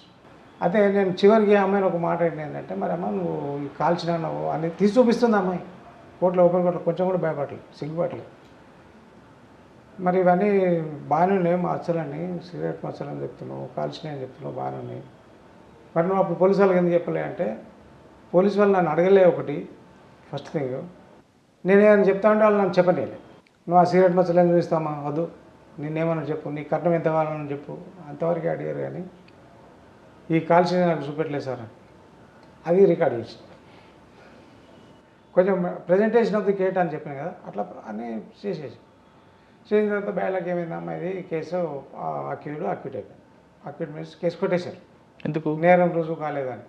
ఇవే ఒమిషన్స్ అన్ని. ఆ సిగరెట్ కాల్సిన క్రూయాలిటీ చూపెట్టలేదు. 498A 2 ఇంగ్రీడియంట్స్ ఉంటాయి cruelty, driver to leave the house అట్లాంటివి. సో అవన్నిటికీ అంటే సార్ పోలీస్ స్టేషన్లో అనేది కోర్టులో చెప్తే చల్లదా? చల్లదు. అదే ఒమిషన్స్ అనేటి పోలీసు ఒక స్టేట్మెంట్ రాస్తారండి. అవును. స్టేట్మెంట్ రాసిన తర్వాత అదే స్టేట్మెంట్ మళ్ళీ వచ్చి కోర్టులో చెప్పాలి. అప్పుడు బాధ లేదు చెప్తూ ఉంటారు. ఇప్పుడు మళ్ళీ కొన్ని కొత్త యాడ్ చేస్తారు. ఎప్పుడంటే తర్వాత జరిగిన విషయాలు చెప్తారు. అవన్నీ ఒమిషన్స్ వస్తాయి. అది కరెక్ట్ కదా, కళ్ళ ముందు కనిపిస్తుంది కదా ఆమె ఒంటి మీద సిగరెట్ మచ్చలు అవన్నీ కనబడతాయని వాళ్ళు రాయాలి కదా, రాయాలి. రాయిపోయినా మెజిస్ట్రేట్ గారికి కనిపిస్తుంది కదా, చూపించిన అంతకే చూపించి మరి అది ఒమిషన్ ఎలా కొట్టేస్తారు? కొట్టేసాడు. అదే కదా, కొట్టేస్తే నాకు ఎందుకో చాలా బాగా అనిపించింది. అమ్మాయిని పిలిపించితే ఆమె రాలే, ఆమె కొట్టేసి కేసు అని వెళ్ళిపోయింది. నాకు it is very bad case అనుకొని on my own accord with my own expenditure I send it for appeal. అప్పుడు అపీల్ ఇప్పుడు మారింది. అప్పుడు అపీల్ హైకోర్టు రావాలి. హైకోర్టు రావాలంటే పెద్ద ప్రొసీజర్. నేను అప్పీల్ రాసి ఎస్పీకి పంపాలి. ఎస్పీ దాన్ని చూసి మళ్ళీ పీపీకి పంపాలి. ఆ పీపీ దాన్ని అప్రూవల్ చేస్తే దాన్ని మళ్ళీ హైకోర్టు పీపీకి పంపాలి. ఆయన అప్రూవల్ చేస్తే అప్పుడు ఆయన ఫైల్ చేస్తాడు. పెద్ద long process. That is within limitation పంపాలి. నేను అందుకే within no time I forward it to the SP and pursued it. సరే అప్పీల్ పంపండి, it is good case for conviction అని చేస్తే, సార్ అవుతుందా సార్ అంటే, మీరు పంపండి, అవుతుందని ఎందుకు అనుకుంటారు, that is our duty to do it justice to the lady అంటే పంపించాడు. పంపించిన తర్వాత అది ఏమైందో నేను హైకోర్టులో పర్చేస్ చేయలేకపోయాను. ఒక అబౌట్ 1 year అయిందో, 1.5 2 years అయిందో నేను వరంగల్లో ఉన్నా. ఒకసారి అమ్మాయి వచ్చింది, కాలు మీద పడిపోయింది. ఎవరి మీద గుర్తుపట్టలేదని ఏమైనా ఎవరు లేవు అంటే వాళ్ళ ఫాదర్ ఇట్లా వచ్చి, సార్ దీన్ని హైకోర్టుకి ఎవరు పంపారు, నాకు భయం ఇది దాడి చేసేందుకు వచ్చినా, చూస్తేనేమో కాళ్ళ మీద పడిపోయారు. ఇది దాడి చేసేందుకు వచ్చినా లేకుంటే నిజంగానే ఏమో జరిగిందా అని, ఏంటమ్మా అసలు ఏం జరిగింది, నేనే పంపించినా అని చెప్పేసిన ధైర్యంగా. ఏదైంది మనం తప్పని చేయలేదు, నేనే పంపించినామా ఏమేమి చెప్పండి. హైకోర్టు అయిన తర్వాత కన్విక్షన్ స్టేజ్లో ఆ జడ్జి గారి కాళ్ళ మీద అంటే ఇట్లా ఏదో చేసి, అయ్యా నేను మళ్ళీ తీసుకుపోతే అమ్మాయిని అని ఒప్పుకున్నాడు. ఇప్పుడు నేను మంచిగా ఉన్నా, భర్తతోని ప్రెగ్నెంట్ను, 3 months ప్రెగ్నెంట్. సూపర్ అండి, బ్యూటిఫుల్ కేసు అది కదా, బ్యూటిఫుల్ కేసు. అదే అది చాలా మార్చేసింది. మనం ఇట్లా చేస్తే కూడా ప్రాసిక్యూషన్ డిపార్ట్మెంట్లో ఉంటే ఓన్లీ ఇప్పుడు చేంజ్ చెప్తాడు. అప్పుడు నేను ఇట్లా చేసిన ప్రాసిక్యూషన్ నేను చెప్తున్నాను కదా. ఇప్పుడు నేను ఆఫ్టర్ బికమింగ్ ఏ జడ్జ్ ఈ ప్రాసిక్యూటర్లను చూస్తే there is no values in presenting the case. అసలు how to present the case అనేది ప్రాసిక్యూటర్ తెలియట్లేదు. నేను ఫస్ట్ పోస్టింగ్లో కర్నూలు వెళ్ళినప్పుడు ఆయన పీపీ పెద్దగా. సార్ వరంగల్ తర్వాత ఎక్కడికి వచ్చారు? వరంగల్ నుంచి డైరెక్ట్ మేజిస్ట్రేట్ అయిపోయాను. అప్పుడు జడ్జ్ వరంగల్ నుంచి పీపీ కాకుండా ఏపీపీ నుంచే డైరెక్ట్ మేజిస్ట్రేట్. ఫస్ట్ పోస్టింగ్ అండి కర్నూలు. మేజిస్ట్రేట్ అయ్యేది కూడా ఒక చిన్న కారణం ఉందండి. ఇప్పుడు ఈ జ్యుడిషియల్ ఆఫీసర్స్ పోస్టింగ్లు ఫస్ట్ పోస్టింగ్ కర్నూలు. ఓకే, దానికంటే ముందు కొంచెం. అసలు కర్నూలు మీరు వచ్చేసరికి కర్నూలు ఏం జరిగింది, కర్నూలులో మీకు మెయిన్ ఛాలెంజ్ ఏంటండి? చెప్తాను. ఎందుకంటే అక్కడ ఫ్యాక్షన్స్ కేసులు ఎక్కువ ఉంటాయి కదా. డిఫరెంట్ ఉంటాయి. అంటే అటు వెళ్ళడానికి రీజన్ చెప్పాలి. Because it is not a promotion post. ఓహో. ఏపీపీ నుంచి మేజిస్ట్రేట్ వెళ్ళడం it is not a promotion post. ఆ టైంలో ఒకసారి 2002లో ఈ జ్యుడిషియల్ ఆఫీసర్స్ వేకెన్సీ చాలా ఉండేది.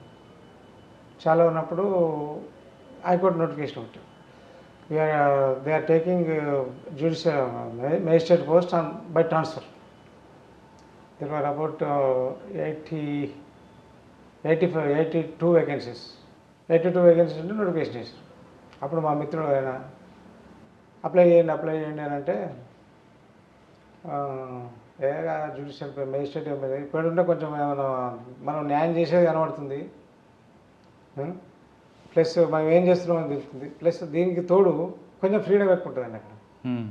ఫ్రీడమ్ ఎక్కువ, లిబర్టీ ఎక్కువ. మనం ఎక్కడ తిరిగినా కానీ మమ్మల్ని పట్టించుకోరు అనేది కొంచెం. ఇవన్నీ లిబర్టీని వదిలిపెట్టుకొని ఒక జైలుకి పోయినట్టుంటుంది, వద్దులే అనుకున్నాను. సో మా ఫ్రెండ్ కానీ శ్యామ్ ప్రసాద్ అని, now is working at Dharmapuri, Jagtial district. ఆయన వచ్చి, సార్ మీరు అప్లై చేయండి సార్, మీరు ఉంటే అక్కడ జ్యుడిషియల్ పోస్టులో ఉంటే బాగుంటుంది, కొంచెం మీరు చూస్తున్నాం కదా, మా జూనియర్ ఉన్నాయి ఆయన ఏపీపీనే.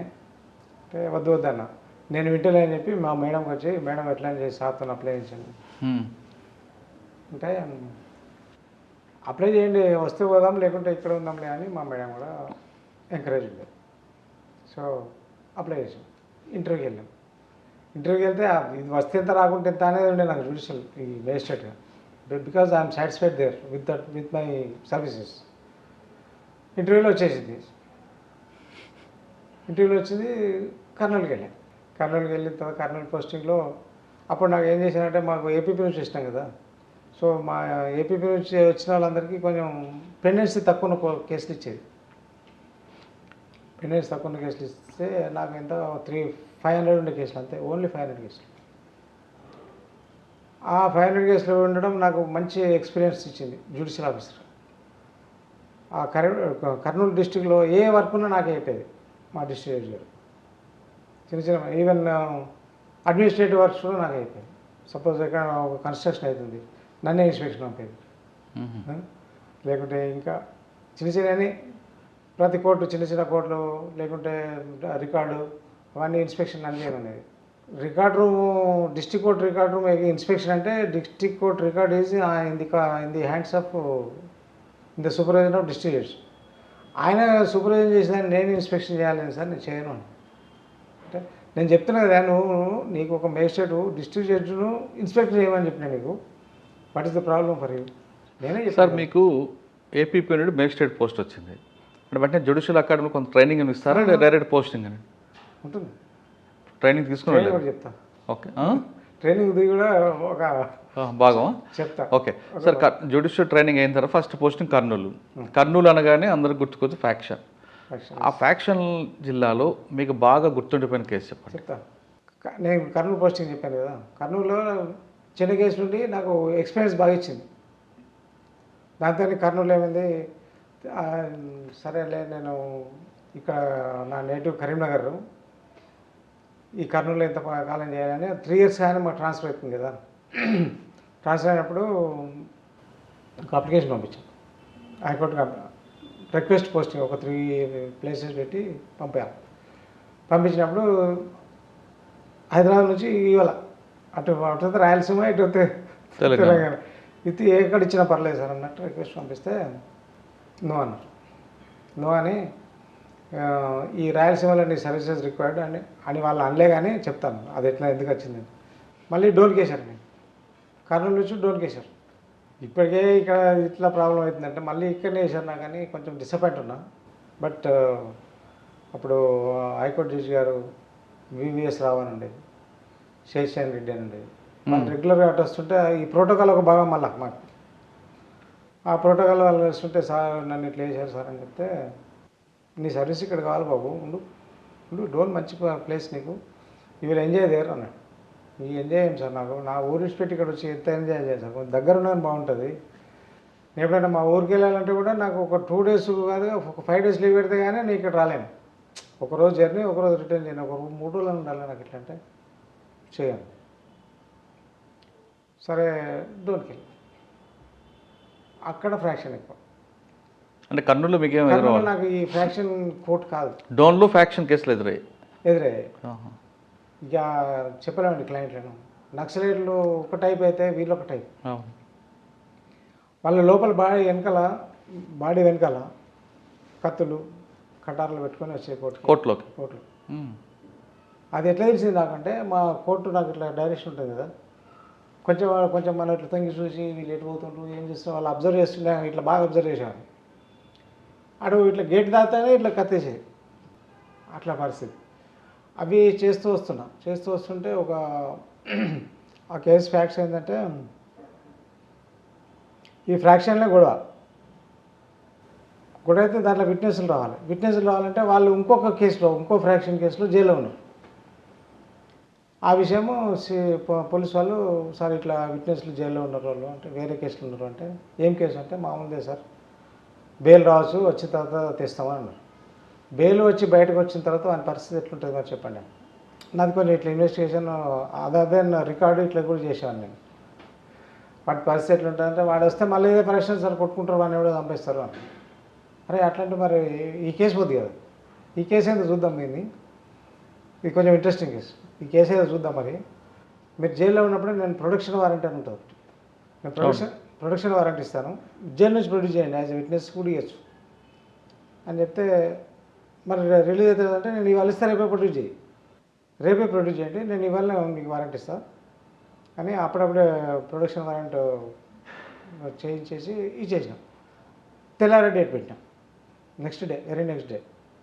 అంటే ఈ కేసులో విట్నెస్, ఇంకో కేసులో ముద్దాయి జైల్లో ఉన్నాడు. ఇది ఫ్రాక్షన్ కేసే, అది ఫ్రాక్షన్ కేసులో ముద్దాయి. ఈ కేసు ఫ్యాక్ట్స్ ఏంటండి? ఒకళ్ళు ఒక ఊర్లో ఒక రైవలరీ, ఒకడు ఫ్రాక్షన్ అనేది డిఫరెంట్ ఉంటుంది. ఎలా అంటే ఒకడు పెత్తనం చేస్తుంటే వాని కింద ఎప్పటికి 20 మంది ఉండాలి, ఇంకో పెత్తనం చేస్తుంటే వాని కింద ఒక 30 మంది ఉండాలి. వాళ్ళు వీళ్ళు నరుకోవాలి, వీళ్ళు అసలు కరెక్ట్ ఉంటారు ఎప్పటికీ. అది కోట్ల చుట్టూ తిరిగేది వీళ్ళని బెటర్. మళ్ళీ మెయిన్లో ఉన్న కేసులో ఉన్నారు, సైడ్ ఉన్న వాళ్ళు ఉంటారు. సైడ్లో ఎవరైతే పోయి కొట్లాడతారో వాళ్ళ మీద కేసు ఉంటుంది, వీళ్ళకి పక్క వాళ్ళ మీద ఉంటుంది. అలా అయితే ప్రొడక్షన్ వారెంట్ ఇచ్చాను, వాడు తీసుకొచ్చాక వాడు భయం లేదండి, మంచిగా రెడీ ఉండి చెప్పామంటే మొత్తం చెప్పేసాడు స్టోరీ అంతా. ఐసిటీ చెప్పాడు, మొత్తం రికార్డ్ చేసినాం. మిగతా విట్నెస్లు అందరూ ఎవరు చెప్పలేదండి, మాకు తెలియదు అని చెప్పాడు. సరేలే అని నేను కొన్ని జడ్జ్మెంట్ అయ్యేకి sole witness injured, evidence is enough to convict the accused అని ఒక మంచి జడ్జ్మెంట్ వెతికాను. మంచి జడ్జ్మెంట్ పెట్టి ఆ నలుగురిని పంపించా 1 year జైలు. 1 year జైలు పంపించా. 1 year జైలు పోయింది. వాళ్ళ అప్పీల్ పోతానని తెలుసు నాకు. జైలు పోయిన తర్వాత వీడిని మళ్ళీ ఈయన జైలు పంపించిన తర్వాత అడ్వకేట్లు నేను ఇది జైలు పోయింది కదా, మరి పోయిందా, అప్పీల్ వేసిందా అని వీళ్ళని అడుగుతూ ఉంటా. అప్పీల్ వేసినావు మరి ఏమైంది అని అడ్వకేట్లు అడుగుతుంటే వాడు అప్పీల్ వద్దన్నాడు సార్. అప్పీల్ వద్దన్నాడు. ఎందుకు అంటే తెలియదు సార్. సరే పోన్లే మనకెందుకు మానదని అని అనుకుంది. అంటే ఇక్కడితో ఆగలేదు. వాడు 1 year తర్వాత వచ్చాడు బయటికి. వీనికి ఈ కేసులో బెయిల్ వచ్చింది. వాడు 1 year తర్వాత బయటకు వచ్చాడు. వాడు 1 year తర్వాత బయటకు వచ్చి రిఫార్మ్ అయిపోయినాడు. వీరి మీద కక్ష సాధింపు లేదు. ఇక ఫ్రెండ్స్ ఆయన ఇద్దరు కలిసి వచ్చారు. మళ్ళీ కొట్టుకొచ్చి అడ్వకేట్లు సార్ వీళ్ళు మీరు కన్విక్షన్ ఇచ్చారు కదా, అప్పుడు జైలు నుంచి తెప్పించారు, వీళ్ళు అక్యూజ్ ఉండే వీళ్ళు విట్నెస్ ఉండంటే 1 year అయింది కదా, సరే ఎందుకు వచ్చారు అన్నాడు. మామూలుగా అంతగానో వచ్చినప్పుడు మనం మాట్లాడాలి కదా, ఎందుకు వచ్చారు బాబు అంటే వీడంటాడు, సార్ మీరు నన్ను పిలిచి సాక్ష్యం చెప్పించారు, నాకు చాలా సంతోషం, అసలు నాకు ఎవిడెన్స్ కాదు వాళ్ళకి శిక్ష పడుతుందని అనుకోలే, శిక్ష పడింది. అసలు తృప్తి అయినా అంటే తృప్తి అంటే అయినా సార్, కానీ నేను వాడిని జైలుకు పంపించినా కదా, వాడు నన్ను చంపుతాడని నాకు భయం ఉండే, కానీ వాడు రిఫార్మ్ అయ్యాడు. రిఫార్మేటివ్ థియరీ ఇప్పుడు క్రిమినల్ జస్టిస్లో అదే ఉంటుంది, రిఫార్మేటివ్ థియరీ అనేది ఉంటుంది. వాడు మారిపోయాడు, ఫ్రాక్షన్ల నుంచి బయటకు వచ్చేసి ఇప్పుడు మంచి మామూలుగా ఉంటున్నాడు. మళ్ళీ మేము మంచి ఫ్రెండ్స్ లాగా ఉంటున్నాం సార్, మీరు చేసింది మాకు మంచిగా అయింది అని ఇద్దరు. ఇట్లాంటివన్నీ అంటే ఆయన ఎందుకు రిఫార్మ్ అయ్యాడండి? ఆయన ఎందుకు మార్పు వచ్చింది ఫ్యాక్షన్లో? సాధారణంగా ఎందుకు మార్పు వచ్చిందంటే ఇప్పుడు నేను చెప్పాను కదా, పెద్దోడు ఎవడో ఉంటాడు, వాడు కొట్టుమంటే పోయి ఆయన కొట్టుమంటే పోయి కొట్టినాము, వాడు చంపరంటే పోయి మనం చంపినాము, మేమేం కొట్టుకుంటే కానీ వాడికైతే ఏం కాలే, నేను తిరగాలి ఇలా అని నిజం కనిపెట్టాడు. సరే నువ్వు ఇట్లా మారిపోయావు కదా, మళ్ళీ అక్కడితో ఆగకుండా మారిపోయినావు కదా, చాలా మంచిది, నువ్వు ఎందుకు మారినావో అది కొంచెం ప్రచారం చేసుకోవాలి, నీకు మంచిది కదా అని. ఎవరు వింటారు సార్, సరే మీ ఇష్టం. అంటే మీకు అది డోన్లో బాగా మెమరబుల్ కేసు. డోన్లో సార్ మీరు కర్నూలులో ఉన్నప్పుడు తెలుగులో ఒక జడ్జిమెంట్ ఇచ్చారు. అదే చెప్తాను. అదే కర్నూలులో ఉన్నప్పుడు ఒక పాపం ఆయన ఒక ముద్దాయి ఉండేది, అడు ఎంతసేపు ఏదో ఒకటి మాట్లాడేది, మాట్లాడుతూ ఉంటే ఏం బాబు నీ ప్రాబ్లం ఏం చెప్పరా అంటే మీరు ఏదో అంటారు సార్ మాకు ఏం అర్థం కాదు అన్నాడు. ఇంతే ఒక్కటే మాట, మీరు ఏదో అంటారు అక్కడ నుండి పైనుంచి కొంచెం పైన ఉంటాం కదా, పైనుంచి మీరు ఏదో మాట్లాడతారు మాకు ఏం వినబడదు, మరి మాకు ఎట్లా తెలియాలి సార్ అంటే మీ వకీలు చెప్తారు కదా అన్న. అన్న తర్వాత మళ్ళీ నాకు ఆలోచన వచ్చింది, సరే తెలుగు జడ్జిమెంట్ ఎందుకు ఇవ్వద్దు అని అదే ముద్దాయి కేసులో తెలుగు జడ్జిమెంట్ రాశాను, first judgement. That was the year 2004 or 5. అప్పుడు పేపర్లు ప్రతి పేపర్ జ్యోతిలో అయితే ఒక హాఫ్ పేజ్ రాశానండి. అవును, ఆంధ్రజ్యోతిలో హాఫ్ పేజ్ వచ్చింది న్యూస్ కవరేజ్. అంతకుముందు జడ్జిమెంట్ రాసి ఒక దశాబ్దం క్రితం రాశారట ఆ తెలుగు జడ్జిమెంట్. దశాబ్దం తర్వాత మళ్ళీ తెలుగు జడ్జిమెంట్ వచ్చింది, కర్నూలు మేజిస్ట్రేట్ గారు అని ఇట్లా బాగా రాశాడు జ్యోతిలో. సార్ సాధారణంగా మీరు తీసుకున్న నిర్ణయాన్ని చాలామంది అభినందించారు, వాస్తవం అది. కానీ మిగతా కోర్టులు ఒక నిందితుడికి తన మీద ఉన్న ఆరోపణలు రుజువై శిక్ష పడింది అన్న విషయాన్ని తన మదర్ టంగ్ అంటే తల్లి భాషలో తెలుసుకోవడం అనేది హక్కు, కానీ ఎందుకంటే ఇంగ్లీష్లో ఇస్తారు అది? చెప్తాను. అంటే ఇక్కడే కాదండి, రీజనల్ లాంగ్వేజ్ ఇవ్వాలి కదా. ఇవ్వాలి. ఇప్పుడు ఈ సబ్జెక్ట్ ఉంది కదా లాలో కొన్ని వర్డ్స్ ఉన్నాయి, వాటికి తెలుగు వర్డ్స్ దొరకవు.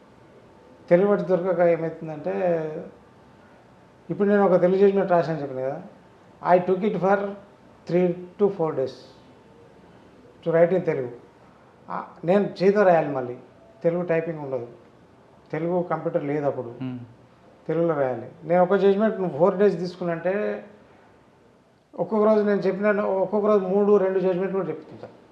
అవును, ఒకటే 4 రోజులు ఒకటే జడ్జిమెంట్ తీసుకున్నా అంటే పెండెన్సీ కాదు. ప్లస్ ఈ వర్డ్స్ దొరకవు, కొన్ని లా సబ్జెక్ట్ వర్డ్స్ దొరకవు తెలుగులో. అంటే అదొక్కటి రీజన్, ఇంకా వేరే రీజన్? అదొక రీజన్, టైం గ్యాప్ వస్తుంది. 2-3 అప్పటి విషయం. ఇంకో రీజన్ ఉందండి, ఈ 2 రీజన్సే, ఈ 2 కారణాల వల్లే తెలుగులో జడ్జిమెంట్ ఇచ్చేవారు కదా అప్పుడు. దీనికి నేను తెలుగులో చెప్పొచ్చు, అయినా సరే 3 days వేస్ట్ అయినా సరే ఐ కెన్ మేనేజ్ ఇట్ అనుకుంటే చేయొచ్చు. బట్ మాకు హైకోర్టు నుంచి ప్రెషర్ ఎక్కువైంది. నీకేది నెలలో ఒకటే జడ్జిమెంటా, 2 జడ్జిమెంట్లా, ఓల్డ్ కేసులను పెండింగ్ ఉన్నాయని మాకు నెలకు ఒక మేమో వస్తుంది. హైకోర్టు విషయం తర్వాత చెప్తా, హైకోర్టు ఇన్ఫ్రాస్ట్రక్చర్ తర్వాత చెప్తా. అలా చెప్పాను. చెప్పి ఏం చేశానంటే దాని తర్వాత ఆపలే, ఎవ్రీ ఇయర్ 1-2 జడ్జిమెంట్లు ఇచ్చాను. మెయిన్లీ మన మాతృ భాషా దినోత్సవం 28 ఆగస్ట్ నాడు ఒక తెలుగు జడ్జిమెంట్ వచ్చేది ఖచ్చితంగా. 5 years డోన్ ఉన్నంత వరకు. డోన్లో 3 years ఉన్నా, 3 years 3 జడ్జిమెంట్, కర్నూలులో 3 yearsలో సెకండ్ ఇయర్ స్టార్ట్ చేసినాం. మొత్తం 5 జడ్జిమెంట్ కాకుండా 28 ఆగస్టు కాకుండా మామూలు రోజులలో ఇచ్చేది. ఈ మెయింటెనెన్స్ కేసులు ఉంటాయండి, మెయింటెనెన్స్ కేసులు, అన్ని రకాల కేసులు తెలుగులో ఇచ్చారు. ఇచ్చిన తర్వాత దీనికి అడిషన్ మొన్న ఒక తెలుగు జడ్జిమెంట్ వచ్చింది, రాస్తే చరిత్రలో ఫస్ట్ టైం రాశానండి పేపర్ వాళ్ళు. అది ఎప్పుడో ఇచ్చారు, ఐఎమ్ నాట్ ఫీలింగ్ ఇట్. నేను 20 years బ్యాక్ రాసింది మర్చిపోయారు పేపర్ వాళ్ళు. అదే పేపర్ వాళ్ళు అప్పుడు నన్ను పెద్దగా చేసి రాశారు. అంటే కర్నూలు డోన్లో మీరు 5 years పనిచేశారు. తర్వాత ఎక్కడికి వచ్చారంటే 5 years 6 years. తర్వాత ఎక్కడికి వచ్చారు? తర్వాత రంగారెడ్డి హైదరాబాద్. రంగారెడ్డి కోర్టులో కూడా మర్డర్ కేసులు, ల్యాండ్ డిస్ప్యూట్స్ ఎక్కువ ఉండేవి.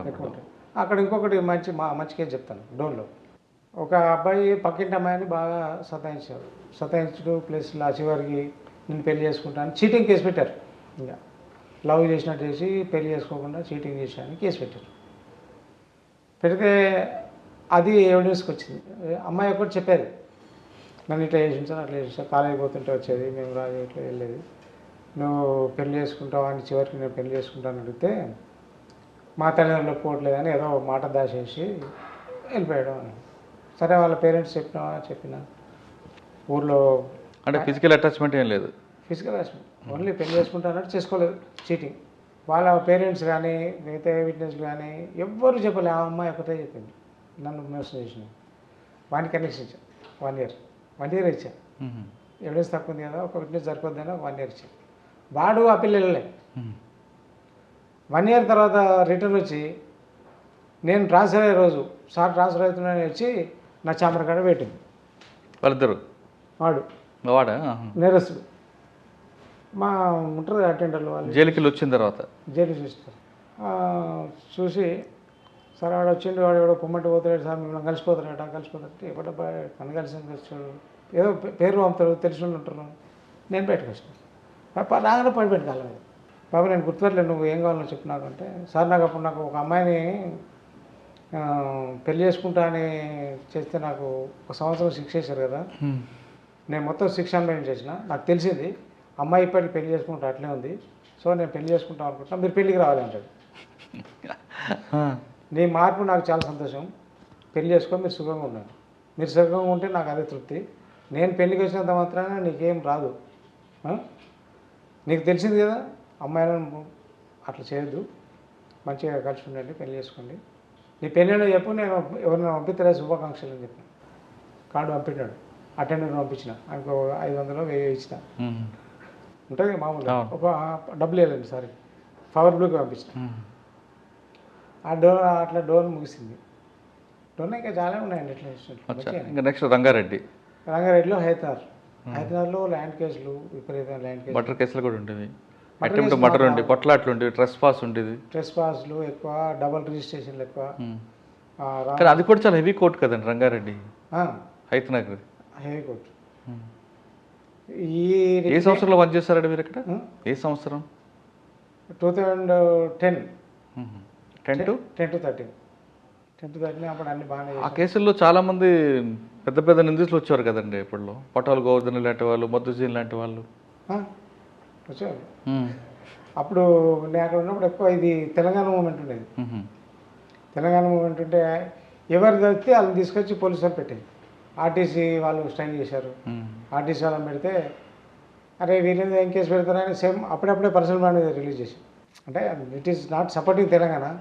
వీళ్ళందరూ వాళ్ళ డ్యూటీలు వదిలిపెట్టి కోర్టు చుట్టూ తిరిగితే వాళ్ళ ఉద్యోగం చేయాలన్నా లేకపోతే కోర్టు చుట్టూ తిరగాలన్నా, మీరు పర్సనల్ బాండ్ చేయండి, మీరు రాకుంటే మీ మేనేజర్కు కంప్లైంట్ ఇస్తా, మీరు కంప్లైంట్ లెటర్ పెడతా, ఉద్యోగం తీసేయమని, మీరు ప్రతిసారి కేసు తప్పకుండా రావాలి అని చెప్పి అందరినీ పర్సనల్ బాండ్ చేసేసాం. సార్ ఆ సానుభూతి అనేది కేవలం ఉద్యోగుల పట్ల ఉంటుందా, లేదు కొంతమంది కుర్రాలు వస్తుంటారు చిన్న చిన్న నేరం చేసి బయటకు వస్తుంటారు, మీ దగ్గరకు వస్తారు, వాళ్ళ పట్ల కూడా అదే విధంగా? ఎందుకంటే వాళ్ళ మీద మీరు శిక్ష వేశారనుకోండి, జైలుకి పోతారు, అక్కడ కూడా కరడు గడ్డ తయారవుతారు, వాళ్ళ లైఫ్ స్పాయిల్ అవుతుంటుంది. ఆ విషయంలో చెప్పాలంటే ఒకసారి ఇక్కడనే హైదరాబాద్లో ఉన్నప్పుడు చిన్న కుర్రోడు,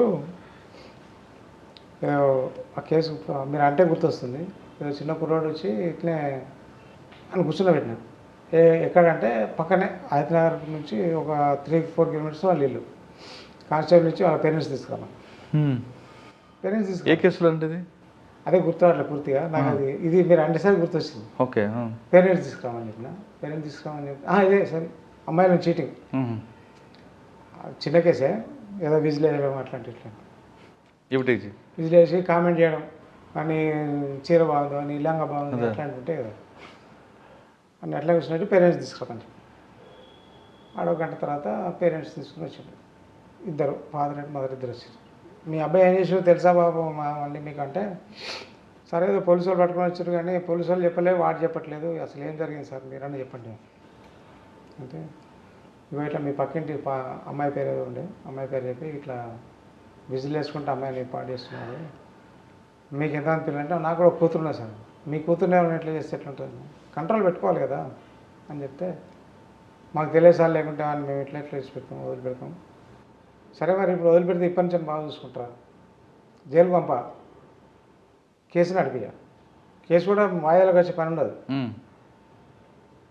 జైలుకు పంపను, ఈరోజే కేసు అవగొడతాం, మీరు పిల్లల్ని జాగ్రత్త చూసుకుంటా అంటే ఒకటి కండిషన్, నాకు బాండ్ రాసిపోండి, ఊరికే ఆ బాండ్లు ఏం పవర్ అంటే మంచిది సార్, తెల్లకాయ రాసి, తెల్లకాయ కాదు 5 రూపాయలు, అది అప్పుడు 5 రూపాయలు స్టాంప్ పేపర్ కానీ పక్కనే దొరుకుతుంది, తీసుకొచ్చి రాసేసారు. కూర్చొని చెట్టు కింద కూర్చొని పెట్టాను, అమ్మాయిని పెట్టించాను, అమ్మాయి వాళ్ళ ఫాదర్, చూడమ్మా వాడు తప్పైంది ఒప్పుకుంటున్నాడు, ఇంకా ముందు అట్లా చేయడు, ముందు అట్లా చేస్తే నేను కోర్టు పర్యవేక్షణలో పెట్టినాను, కేసు తీసేస్తున్నా అంటే, వాడు మారిపోతే మాకేం లేదు సార్, మా అమ్మాయిని సతాయించుకుంటుంది, అలా పెళ్ళి కావాల్సిన అమ్మాయిని వాడు అప్పుడప్పుడే లోక్ అదాలత్ కింద కేసు తీసేసి, ఎలా అండి లోక్ అదాలత్లో కేసు డిస్పోజ్ చేసేసి, అట్లా మీరు మైనర్ అంటే ఇవన్నీ నాకు మళ్ళీ రిమైండ్. అచ్చా, ఓకే. హైతనగర్లో 2 years అండి, హైతనగర్లో 3 years. ఓకే. తర్వాత అండి city civil court, city civil court మన ఓల్డ్ సిటీలో ఉంది. ఆ సివిల్ కేసులు అన్నీ మామూలు అండి. మీరు చెప్పిన అదేంటి రెంట్ ఎవిక్షన్స్ 138 కేసులు, చెక్ బౌన్స్ కేసులు, చెక్ బాగా మా civil only pure civil. Only rent active వ్యవస్థ. రెంట్ యాక్ట్లు వస్తాయి, ఇంజక్షన్ సూట్లు, అవి పెద్ద అంత ఏముండవు, కానీ మంచి మంచి కేసులే చేశాను. నా సర్వీస్ మొత్తం అండి, సర్వీస్ మొత్తంలో ఓల్డ్ మ్యాటర్స్ నేను పోగానే అని రిజిస్టర్ తీసుకునేది, కేసులు ఏమేమి పెట్టి ఉన్నాయి, ఫస్ట్లో ఇప్పుడు అంటే ఇప్పుడు ఫర్ ఎగ్జాంపుల్ 2003 ఇంత పాత కేసు ఏంటి దాన్ని ఫస్ట్ చేసుకునేది. అంటే పెండెన్స్ తగ్గించుకోవడానికి ఓల్డ్ కేసులు తీసేసుకుంటూ పోతే మనం ఫ్రీగా చేసుకోవచ్చు అలా. సార్ ఇప్పుడు పెండెన్సీ కేసులు ఉన్నాయనుకోండి, పెండెన్సీకి రీజన్ తర్వాత డిస్కస్ చేద్దాం. పెండెన్సీకి పెరగడానికి కారణం అదొక సబ్జెక్ట్. ఓకే, మీకన్నా ముందున్న వాళ్ళు పెండెన్సీ పెట్టిన తర్వాత మీరు దాన్ని క్లియర్ చేయడానికి కూర్చున్నారు. ఓకే, చేస్తున్న సమయంలో అంటే వాళ్ళు కావాలని చేశారా, లేదు ఆ ఇన్ఫ్రాస్ట్రక్చర్ తక్కువ ఉండి చేశారా? అంటే కొన్ని ఎలా ఉంటాయంటే జడ్జిమెంట్ ఇవ్వడానికి ఇష్టం లేక, ఎందులో మనకి హెడేక్ అని కొన్ని పెండింగ్స్ పెట్టిన కేసులు కూడా కనిపిస్తుంటాయి. కొన్ని ఉన్నాయండి అట్లా. ఒక కేసు చెప్పండి. కొన్ని ఉన్నాయి. ఎందుకంటే ఎందుకులో హెడేక్ టచ్ చేయడం అనేది, ఎందుకు టచ్ చేయడం అనేది ఉంటుంది. ఒక కేసు ఉండే, అది ఎక్కడ జరిగిందంటే ప్రతి కోర్టులో జరిగింది, ఎక్కడైనా ఇంపార్టెంట్, ఎవరి కోర్టులో అంటే నాకు బాగా గుర్తున్నా చెప్తున్నా. హైదరాబాద్కి వచ్చినప్పుడు ఒక ఓల్డ్ లేడీ ఉండే. ఓల్డ్ ఏజ్ అంటే గుడంబా కేసులే ఉంటాయి, డబల్ రిజిస్ట్రేషన్లో డిఫెక్ట్ అని వస్తుంది, దాన్ని ఎవరు డిస్పోజ్ చేయట్లేదు. ఆర్గ్యుమెంట్స్కే జస్ట్ ఫర్ ఆర్గ్యుమెంట్స్ 1 year నుంచి వస్తుంది పని. నేను మా బెంచ్లో ఏమైనా 1 year నుంచి ఆర్గ్యుమెంట్ ఏంది అంటే, సార్ ఎవరు చేయట్లేదు, దాన్ని ముట్టట్లే కేసును అంటే, ఎందుకు అని అంటే, ఎందుకని నాకు చెప్పగానే అడ్వకేట్ ఎవరు అంటే, ఆయన అక్కడి నుంచి వస్తాడు సార్, హైకోర్టు నుంచి వస్తాడు, ఏదో అదే చెప్పాడు. ఎక్కడి నుంచి వస్తుందిలే, నెక్స్ట్ ఇయరింగ్ దీని ఆర్గ్యుమెంట్ కావాలంతే అని డిస్పోజ్ చేసిన. ఏం చేశారంటే మీరు, మీ జడ్జిమెంట్ ఏంటి? జడ్జ్మెంట్ ఆమె ఫేవర్లో వచ్చింది. అవునుగా, మరి ఎందుకు టచ్ చేయలేదండి? అది రీజన్స్ ఆర్ సో మెనీ. అక్కడ హైదరాబాద్ ఇన్ఫ్రాస్ట్రక్చర్ అంటారా, మా స్టేనో బాగుండే, బెంచ్ క్లర్క్లు బాగుండే, అందరూ బాగానే ఉంటారు, ఎవ్రీథింగ్ ఈజ్ ఓకే. కానీ ఎందుకు దాన్ని ముట్టుకోలేదు తెలియదు. కొన్ని మా జ్యుడిషియల్ ఆఫీసర్లో చెప్పకూడదు, కానీ కొన్ని భయాలు ఉంటాయండి లోపల. భయాలంటే అట్లా భయాలు పెట్టుకుంటే పని చేయలేము. భయాలంటే ఈ కేసు చేస్తే వాడేమనుకుంటాడు, ఈ కేసు చేస్తే వీడేమనుకుంటాడు, వాళ్ళకి ఏదో మనము ఈ బెంచ్ క్లర్క్లతోనో లేకుంటే స్టెనోలతోనో కొంచెం ఎక్కువ మాట్లాడినాం అనుకోండి, వాళ్ళు ఏదో చెప్తారు. ఫర్ ఎగ్జాంపుల్ ఏంటంటే, నేను అదే హైదరాబాద్లో చేస్తున్నప్పుడు ఒక కేసు ఇంజక్షన్ సూట్ వచ్చింది. ఇంజక్షన్ సూట్ వచ్చిన తర్వాత నేను ఫైల్ ఒకసారి విన్నామంటే ముందు ఒకసారి చదువుకున్నాను. సార్ ఇలా జిల్లా కోర్టు అడ్వకేటు పేరొద్దు, అడ్వకేట్ వచ్చిండు, ఆర్గ్యుమెంట్ చెప్పాను. ఆ అడ్వకేట్ చూస్తే నాకు క్లాస్మేట్, ఆ బెంచ్లకు తెలిసింది నా క్లాస్మేట్ అని. నాట్ బిఫోర్ మీ అది కావాలని చెప్తుండేవాడు, నాకు అర్థమైంది. కావాలని మీ క్లాస్మేట్ నీకు ఫ్రెండ్ అని తెలుసు, అందుకే చెప్తుండని అర్థమైంది. ఎవడొస్తుంది, హైకోర్టు నుంచి వస్తుంది, సుప్రీంకోర్టు నుంచి వస్తుంది, కేసే విందాం పదా అని పేచి ఆడ ఎక్కువ మాట్లాడలేదు. పోయినా మా ఫ్రెండ్ ఏదైతుందో ఆయనకు ఫేవరబుల్ లేదు, అగనెస్ట్ చేసేసిన. అందరూ ఆశ్చర్యపోయారు, సారు ఫ్రెండ్ అని చెప్పినా కూడా ఆయన ఫేవరబుల్ చేయలే అంటే, సారు కరెక్టే పోతాడు అంటే నాట్ బిఫోర్ మీ మీరు అనొచ్చా? నాట్ బిఫోర్ మీ మా దగ్గర ఉండదు, వాళ్ళు హైకోర్టు. కానీ మీరు ఆ కేసుని తప్పించుకోవాలనుకుంటే సార్? అదే నేను చెప్పేది, మీరు అన్నారు కదా, తప్పించుకోవాలంటే డేట్లు ఇస్తాం. సార్ ఇక్కడ బెంచ్లు మేనేజ్ చేసుకోవచ్చు అనేది ఒక అపోహ ఉంది, వాస్తవం అంటారా? ఇప్పుడు మీరు చెప్పిన కేసు బెంచ్ని మేనేజ్ చేసుకోవాలనేది అపోహ అనేది ఒక 50% నిజమే. ఎట్లా అంటే, ఇప్పుడు మా బెంచ్ లాగా ఉన్నారు కదా, వాడు నా క్లాస్మేట్ అని చెప్పాడు, నేను జడ్జ్మెంట్ చేయకుండా వెళ్ళిపోతా, అటు ప్రతి ఆఫీసర్ని అట్లా ఏదో ఒకటి చెప్తాడు. ఎగ్జాంపుల్ అంటే 50% కరెక్ట్ ఒకటి. రెండోది బెంచ్ క్లర్క్ కూడా డబ్బులు ఇస్తే కానీ ఫైల్ ముందుకు వెళ్ళదు, అంటే మీరు ఆర్డర్లో ఉంటాయి. అది ఉందండి, అది ఒకప్పుడు ఉండే. తర్వాత క్రమంలో ఏంటంటే ఒక కాజ్ లిస్ట్ అని పెట్టాం. ఆ రోజు కేసులు ఏవైతే ఉంటాయో అవన్నీ ఒక లిస్ట్ చేయాలి, లిస్ట్ చేసి మాకు ఇవ్వాలి. సీరియల్ కాకుండా వేరే తెలిస్తే పట్టేసుకుంటాం, ఆ మధ్య అది ఎందుకు వెళ్ళలే అంటాడు, ఆ ఫైల్ దొరకలేదు అంటాడు. ఫైల్ దొరకలే అంటే నేను దాన్ని నా స్టైల్ ఆఫ్ వర్కింగ్ దాన్ని ఇట్లా మార్క్ చేసుకొని పక్క రాసుకునేది. అంటే ఒకప్పుడైతే బెంచ్ క్లర్క్ మేనేజ్ చేస్తుంది, ఇప్పుడు ఒక కాల్ లిస్ట్ ఉంది కాబట్టి అది లేదు. రాసుకొని ఈ మొత్తం కాల్ వర్క్ అంతా పిలిచిన తర్వాత నువ్వు వెళ్ళిపో అంటుంటే, నేను వేరే పని చేసుకుంటా, నువ్వు వెళ్ళిపోయి మిస్ అయిన ఫైల్ పట్టుకొచ్చేదాకా నువ్వు రావద్దని చెప్పింది. అట్లా అసలు ఛాన్సే లేదు. వాడు పోగొట్టే ఛాన్స్ కూడా, వాడు కావాలని దాచిపెట్టినా కూడా 80% తేవాల్సిందే. అది కావాలని ఒక పక్క పెట్టేసినా కూడా వాడు 80% తేవాల్సిందే. సార్ జ్యుడిషియరీలో కరప్షన్ గురించి ఏమనుకోవచ్చండి మనం? ఇటువంటి సంఘటనలు ఎదురైనప్పుడు అందరూ కాదు, అసలు జ్యుడిషియరీ అంటే మన స్ట్రాంగ్, అందరూ డౌటే లేదు. కానీ ఇటువంటి బ్లాక్ చిప్స్ ఎదురైనప్పుడు ఇది కొంచెం పేరు పాడు చేస్తారంటే మొత్తం. సపోజ్ ఇప్పుడు నేనున్నా, ఇప్పుడు ఇవి ఎగ్జాంపుల్ చెప్పిన మా క్లాస్మేట్ కేసు ఒకటి వచ్చిందండి. సపోజ్ నేను ఫేవరబుల్ చేసిన అనుకోండి, అది ఒక కరప్షనే. ఫేవరబుల్ చేయడం కూడా ఒక కరప్షనే. వాళ్ళ ఫ్రెండ్ కాబట్టి ఆయనకు కేసు సహకరించిండు అనేది కూడా కరప్షన్. అట్లాగే సపోజ్ నేను ఒక వాకింగ్ వెళ్తా, మాకు ఎన్నో అన్ని రిస్ట్రిక్షన్ లేదు. ఈవెందో వాకింగ్ వెళ్తామో లేకుంటే సినిమాకి వెళ్తామో ఏదో మాకు కూడా ఉంటాయి కదా కొన్ని. మా పర్సనల్ లిబర్టీ లేకున్నా కూడా అప్పుడప్పుడు పిల్లల కోసం అన్న షాపింగ్కో లేకుంటే స్కూల్కో ఎక్కడ వెళ్తాం. వెళ్ళినప్పుడు అక్కడే నేను వెళ్ళినందుకు కనిపెట్టి ఇంకొక అడ్వకేట్ వస్తాడు, గుడికో అట్లీస్ట్ అడ్వకేట్ వస్తాడు. వచ్చి సార్ నమస్తే అంటాడు, ఏదో మాట్లాడినట్టు ఫోన్ కొడతాడు. అతను మాట్లాడినట్టు మేము మాట్లాడుకుని నమస్తే అంటాం అడ్వకేట్గా. గుడికి వచ్చిరండి ఓకే అంటాం, లేకుంటే స్కూల్కి వచ్చినా మీ పిల్లలు చదువుతున్నారు అని ఇట్లా మాట్లాడతాం. అప్పుడు మన సైగలు అవి కనబడుతుంటాయి కదా, ఏదో మా ఊరికే ఇట్లా పట్టుకొని మాట్లాడలేం కదా. స్కూల్కి వచ్చారా ఏంటి అని ఇట్లా అడుగుతాం. ఏంటి అనేది వాడు వేరే తీరు తీసుకుంటాడు. అక్కడ క్లయింట్ పెడతాడు. జడ్జి గారు నాతో క్లయింట్ పెట్టి సార్ ఎంత అంటుండే చూసినావా అని. ఇది చాలా ఫన్నీగా ఉంటాయి. సార్ ఎంత అంటుండే చూసినావా, మరి ఎంత ఇద్దామని మాట్లాడుకుంటాం, మనకు తెలియదు. ఇది నాకు ఎక్స్పీరియన్స్ ఎట్లా అంటే నేను చెప్తా.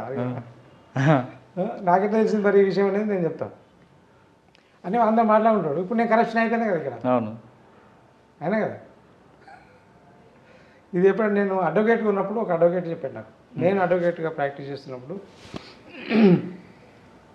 నేను ఇలా మా కేసు ఉండే ఒకటి, ఆయన సీనియర్ కొంచెం నాకంటే కొంచెం. గుడికి ఆఫీసర్ వచ్చిండు. ఆఫీసర్ వస్తే ప్రసాదం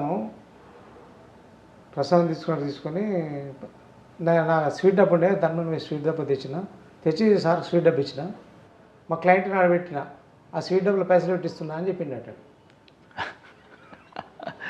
ఈ అడ్వకేట్ చెప్తాడు, స్వీట్ డబ్బులో పైసలు పెట్టి ఆఫీసర్కి ఇచ్చిన అని చెప్పిన, ఆ సార్కి ఇచ్చినా ఎంతనో, నేను తీసుకున్నా ఇంత అని. ఇట్లా మిస్మేనేజింగ్ చాలా ఉంటుంది. నిజానికంటే ఎక్కువ అబద్ధాలు ఎక్కువ ఉంటాయి. సార్ ఇప్పుడు కరప్షన్ అనేది ఇంకోటి ఉంటుందండి. జడ్జి గారు కానీ మేజిస్ట్రేట్ కానీ ఒక సినిమా హాల్కి వెళ్ళారనుకోండి, ముందే టికెట్లు సీట్లు బ్లాక్ చేస్తారు. లేదు మేజిస్ట్రేట్ గారు ఫ్యామిలీ ఊరు వెళ్ళాలి, ఇంటి ముందు బస్సు ఆపుతారు, అది కరప్షన్కి వస్తుందా? అది కరప్షన్ అంటే మీ పవర్ని మిస్యూజ్ చేయడం కదా. మిస్యూజ్ అట్లా మిస్యూజ్ చేస్తున్నారని ఒక ఇన్సిడెంట్ చెప్తాను. నాకు పేర్లు కానీ ప్లేస్ కానీ గుర్తులేదు, బట్ ఇట్ ఈస్ ఫ్యాక్ట్.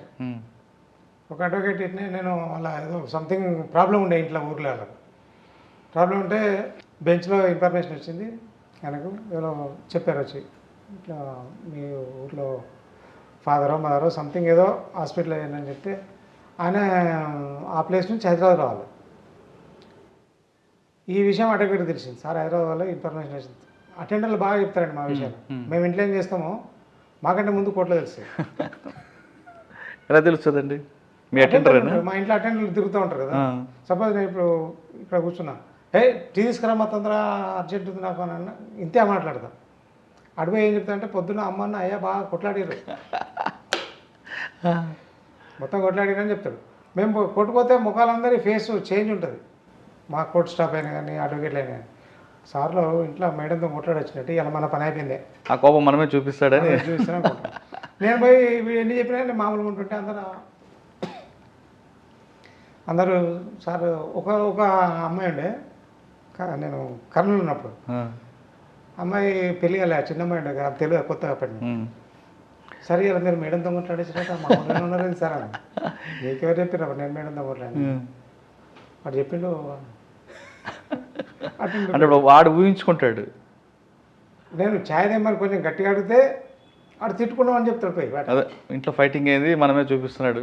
అట్లా మా విషయాలు జడ్జిలు ఫెయిల్ అక్విటీలు ఇచ్చినా అదే చెప్తాడేమో, అదే చెప్తాడు.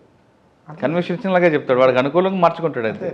సార్ ఇక్కడ జ్యుడిషియరీ గురించి మాట్లాడితే మీరు ఇందుకు చెప్పారు, మీకు ఒక కుటుంబం, మీకు ఒక లైఫ్, మీ పిల్లలు అంతా ఉంటుందండి. ఇవంతా కట్ అయిపోతాయండి ఆ టైంలో. మీరు ఎవరితో మాట్లాడకూడదు, మీ ఇంటికి ఎవరు చుట్టాలు వచ్చినా వాళ్ళ మీద ఒక విజిలెన్స్ ఉంటుంది, మీ పిల్లలు స్కూల్కి వెళ్ళినా కాలేజీకి వెళ్ళినా వాళ్ళ మీద విజిలెన్స్ ఉంటుంది. ఇన్ని రకాలు జరుగుతుంటాయండి. కొంతమంది అంటే అందరు జడ్జిలు కాదు, కొంతమంది జడ్జిలు పిల్లలు కానీ బంధువులు కానీ ఎవడో ఎక్కువ పడితే కలుస్తారు. మీరు చెప్తున్నట్లు ఇందాక చెప్తున్నట్లుగా వాళ్ళు వీళ్ళు మీ అందరం ఫ్రెండ్స్, మాగో జడ్జి గారు అబ్బాయి వీడు మేనేజ్ చేసుకోవచ్చు అని చెప్పి డబ్బులు దోచుకున్న బ్రోకర్స్ ఉంటారు. నిజంగా కొల్యూట్ అయిన జడ్జీల పిల్లలు కూడా ఉంటారు. మనం కొన్ని కేసులు చూసాం.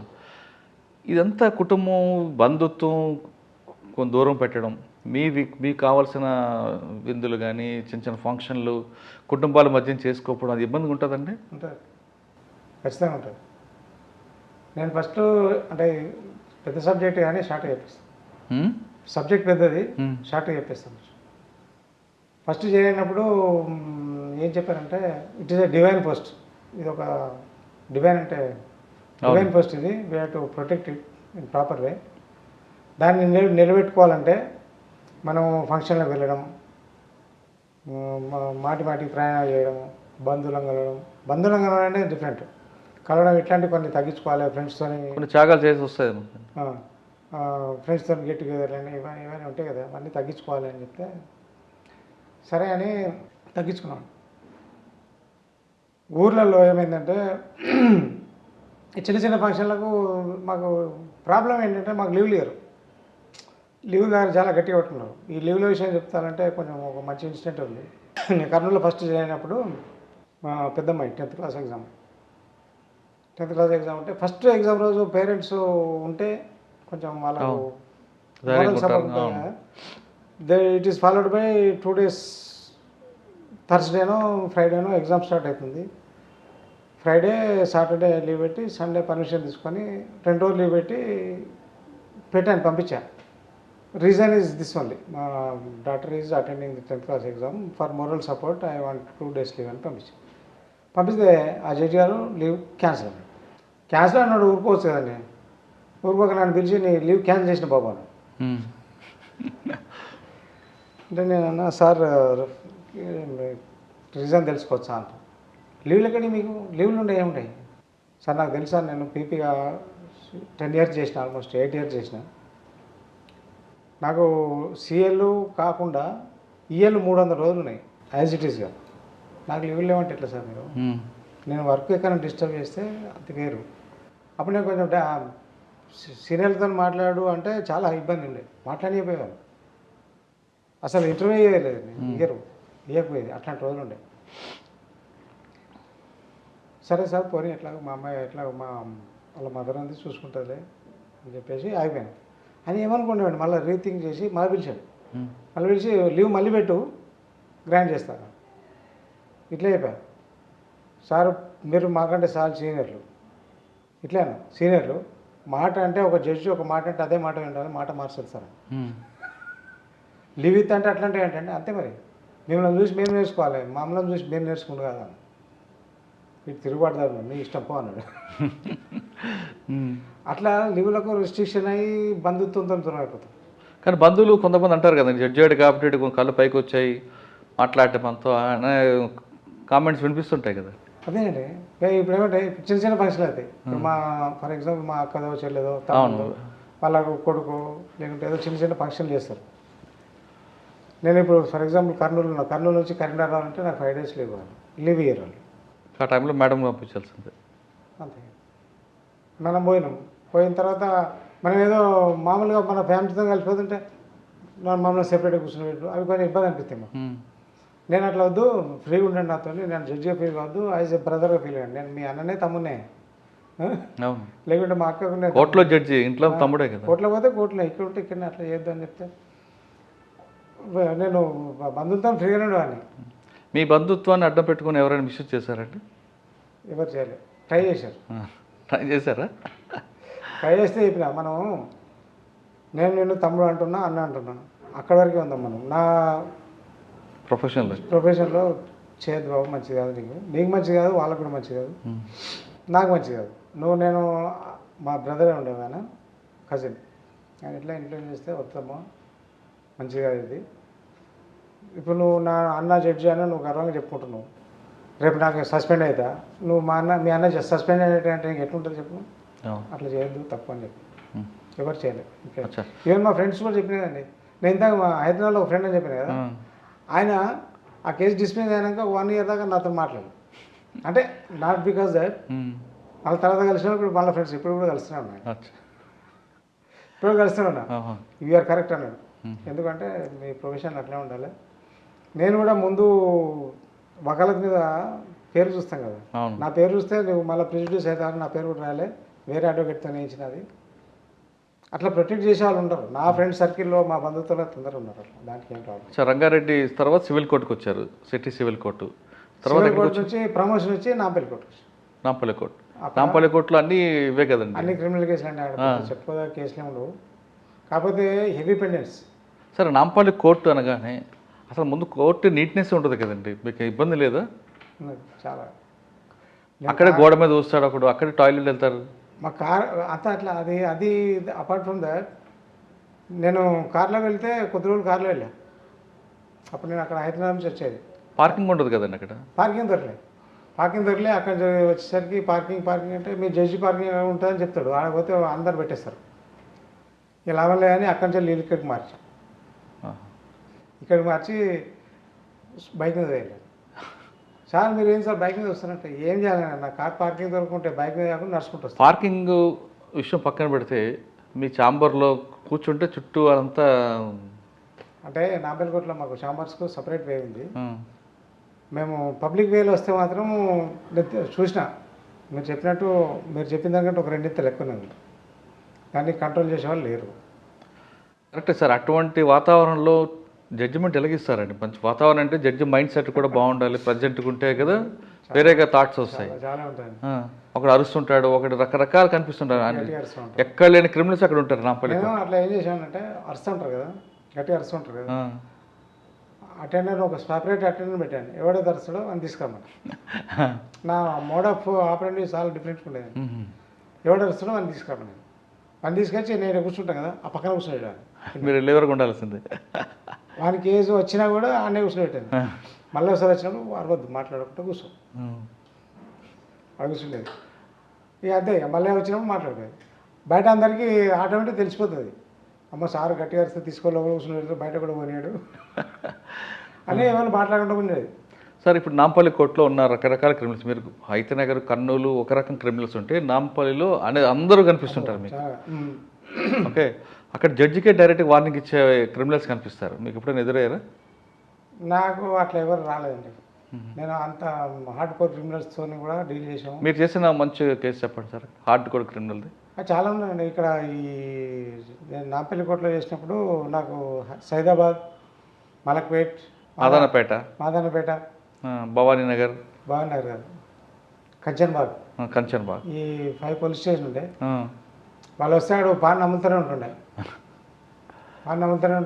కనీసం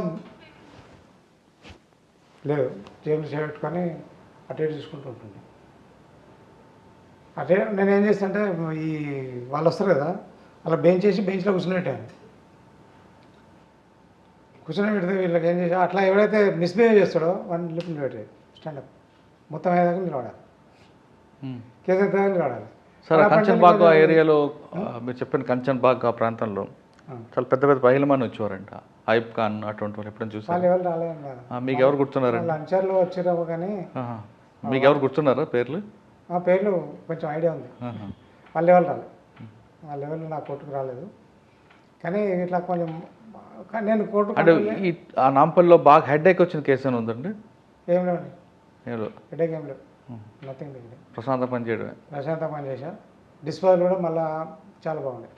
ఓకే, డిస్పోజల్ నాకు లక్కీ ఏంటంటే ఈ కోర్టు ఇన్ఫ్రాస్ట్రక్చర్ ఉన్నది, ఆ సబ్జెక్ట్కి వస్తే మాకంటే ముందు తరం అనుకోండి, మా నుంచి టైపిస్ట్ లేరు, స్టెనో లేరు. నేను ఆల్మోస్ట్ ఒక కర్నూలు మొత్తం టైపిస్ట్తో పనిచేసిన, ఓన్లీ టైపిస్ట్.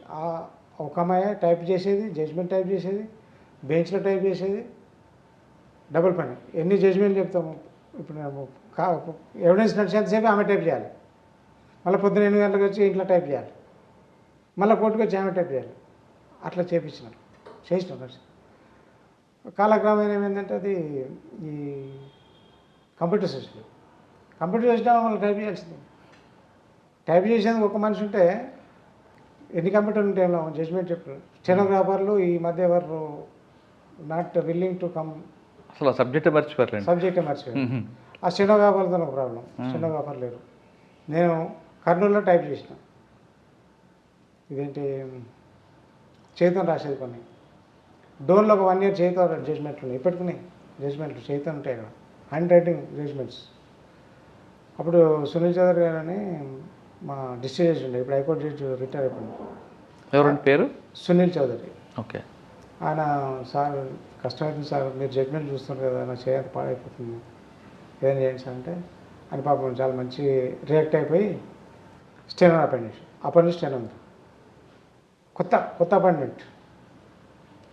అట్లా అప్పటి నుంచి నాకు హైదరాబాద్లో ఉన్నారు, ఇక్కడ సిటీ సివిల్ కోర్టులో ఉన్నారు, నాంపల్లిలో ఉన్నారు. దీంట్లో ఈ సిటీ సివిల్ కోర్టులో ఏమైందంటే స్టెనోలు పని రాకపోయేది, షార్ట్ హ్యాండ్ మర్చిపోయిన స్టెనోలు నాకు ఇచ్చారండి చెప్పాలంటే. నేను ఒకటి చెప్తే తను ఒక టైప్ చేసుకొచ్చాను. నేను అసలు ఎవరి మీద కోపం వచ్చేది కానీ సిన్సియర్గా పని నేర్చుకో, నా దగ్గర అయితే ఇట్లా నేను ఓపిక చెప్తున్నా, వేరే వాళ్ళు ఎట్లా చెప్పారు తిట్టేస్తారు, జాగ్రత్త ఉండాలి అనే మెల్ల స్లోగా డిక్టేషన్ ఇచ్చి, లేకుంటే లాంగ్ హ్యాండ్ వేసుకొని షార్ట్ హ్యాండ్ వేసుకొని అలా పోతూ స్టెనోలు మొత్తం పోయిందండి. పోయిన తర్వాత సమ్ టైమ్స్ రీసెంట్లీ అనుకుంటా మీరు ట్రైనింగ్ అన్నారు కదా, ట్రైనింగ్ ఉన్నప్పుడు మాకు కంప్యూటర్ నేర్పిస్తున్నారు, ట్రైనింగ్ పీరియడ్లో కంప్యూటర్ నేర్పిస్తుంటే నేను ఆపుకోలేక సార్ మాకు కంప్యూటర్ ఎందుకు అన్నా. ఆయన అన్నాడు, కంప్యూటర్లు ఎందుకు అంటున్నావు, మీకు ముందు తరాలలో మీకు స్టెనోలు ఉండరు, టైపిస్టులు ఉంటారు, మీరే చేసుకోవాలి జడ్జిమెంట్, మేమే టైప్ చేసుకోవాలి. అమ్మ అయితే నేను ఉద్యోగం చేశాను. టైపింగ్ రాదు, ఆ కంప్యూటర్ లాంగ్వేజ్ నాకు అర్థం కాదు, అండు అంటాడు ఏదో నాకు రాదు, అది నేను కంప్యూటర్ నేర్చుకోను, నేను ఉద్యోగం వదిలిపెడతానంటే. నేర్చుకోరాదే బాబు, ఎవరినైనా నేర్పించుకోడా, స్టాఫ్ అందరికి నేర్పిస్తున్నాం మీతో పాటు, మీకు కూడా కొంచెం తెలిసి ఉండాలని చెప్తున్నాను. దిస్ ఈజ్ ఇన్ఫ్రాస్ట్రక్చర్ అండి. ఇన్ఫ్రాస్ట్రక్చర్లో చాలా ఉన్నాయి, చాలా పెండెన్సీ ఉందని చాలా కోట్లు పెట్టారు. ఓ కోర్టుకు 10 జిల్లాకు 10 కేసులు కోర్టులు ఉన్నాయి. ఇప్పుడు కోర్టుకు ఒక స్టాఫ్ ఉన్నాడు, నో యూస్. లేదంటే 10 కోర్ట్స్ శాంక్షన్ చేస్తుంది గవర్నమెంట్, ఒక ఆఫీసర్ 3 కోట్లు చూస్తున్నారు. 3 కోట్లకు ఒకటే స్టైపిస్ట్, ఒకటే ట్రైనర్, ఒకటే బెంచ్లర్. ప్లస్ సెక్షన్ ఐపీఎస్ సెక్షన్ మార్క్లో మళ్ళీ కొత్త కేసులు వస్తుంది, అది కూడా మీకు మైనస్ అవుతుంది. అది ఒక సబ్జెక్ట్. ఇన్ఫ్రాస్ట్రక్చర్ ఉంటే పెద్ద సబ్జెక్ట్, నేను చాలా చెప్తాను. సరే, మీరు నాంపల్లి తర్వాత ఏ కోర్టుకు వెళ్ళారు? నాంపల్లిలో రిటైర్ అయ్యారు.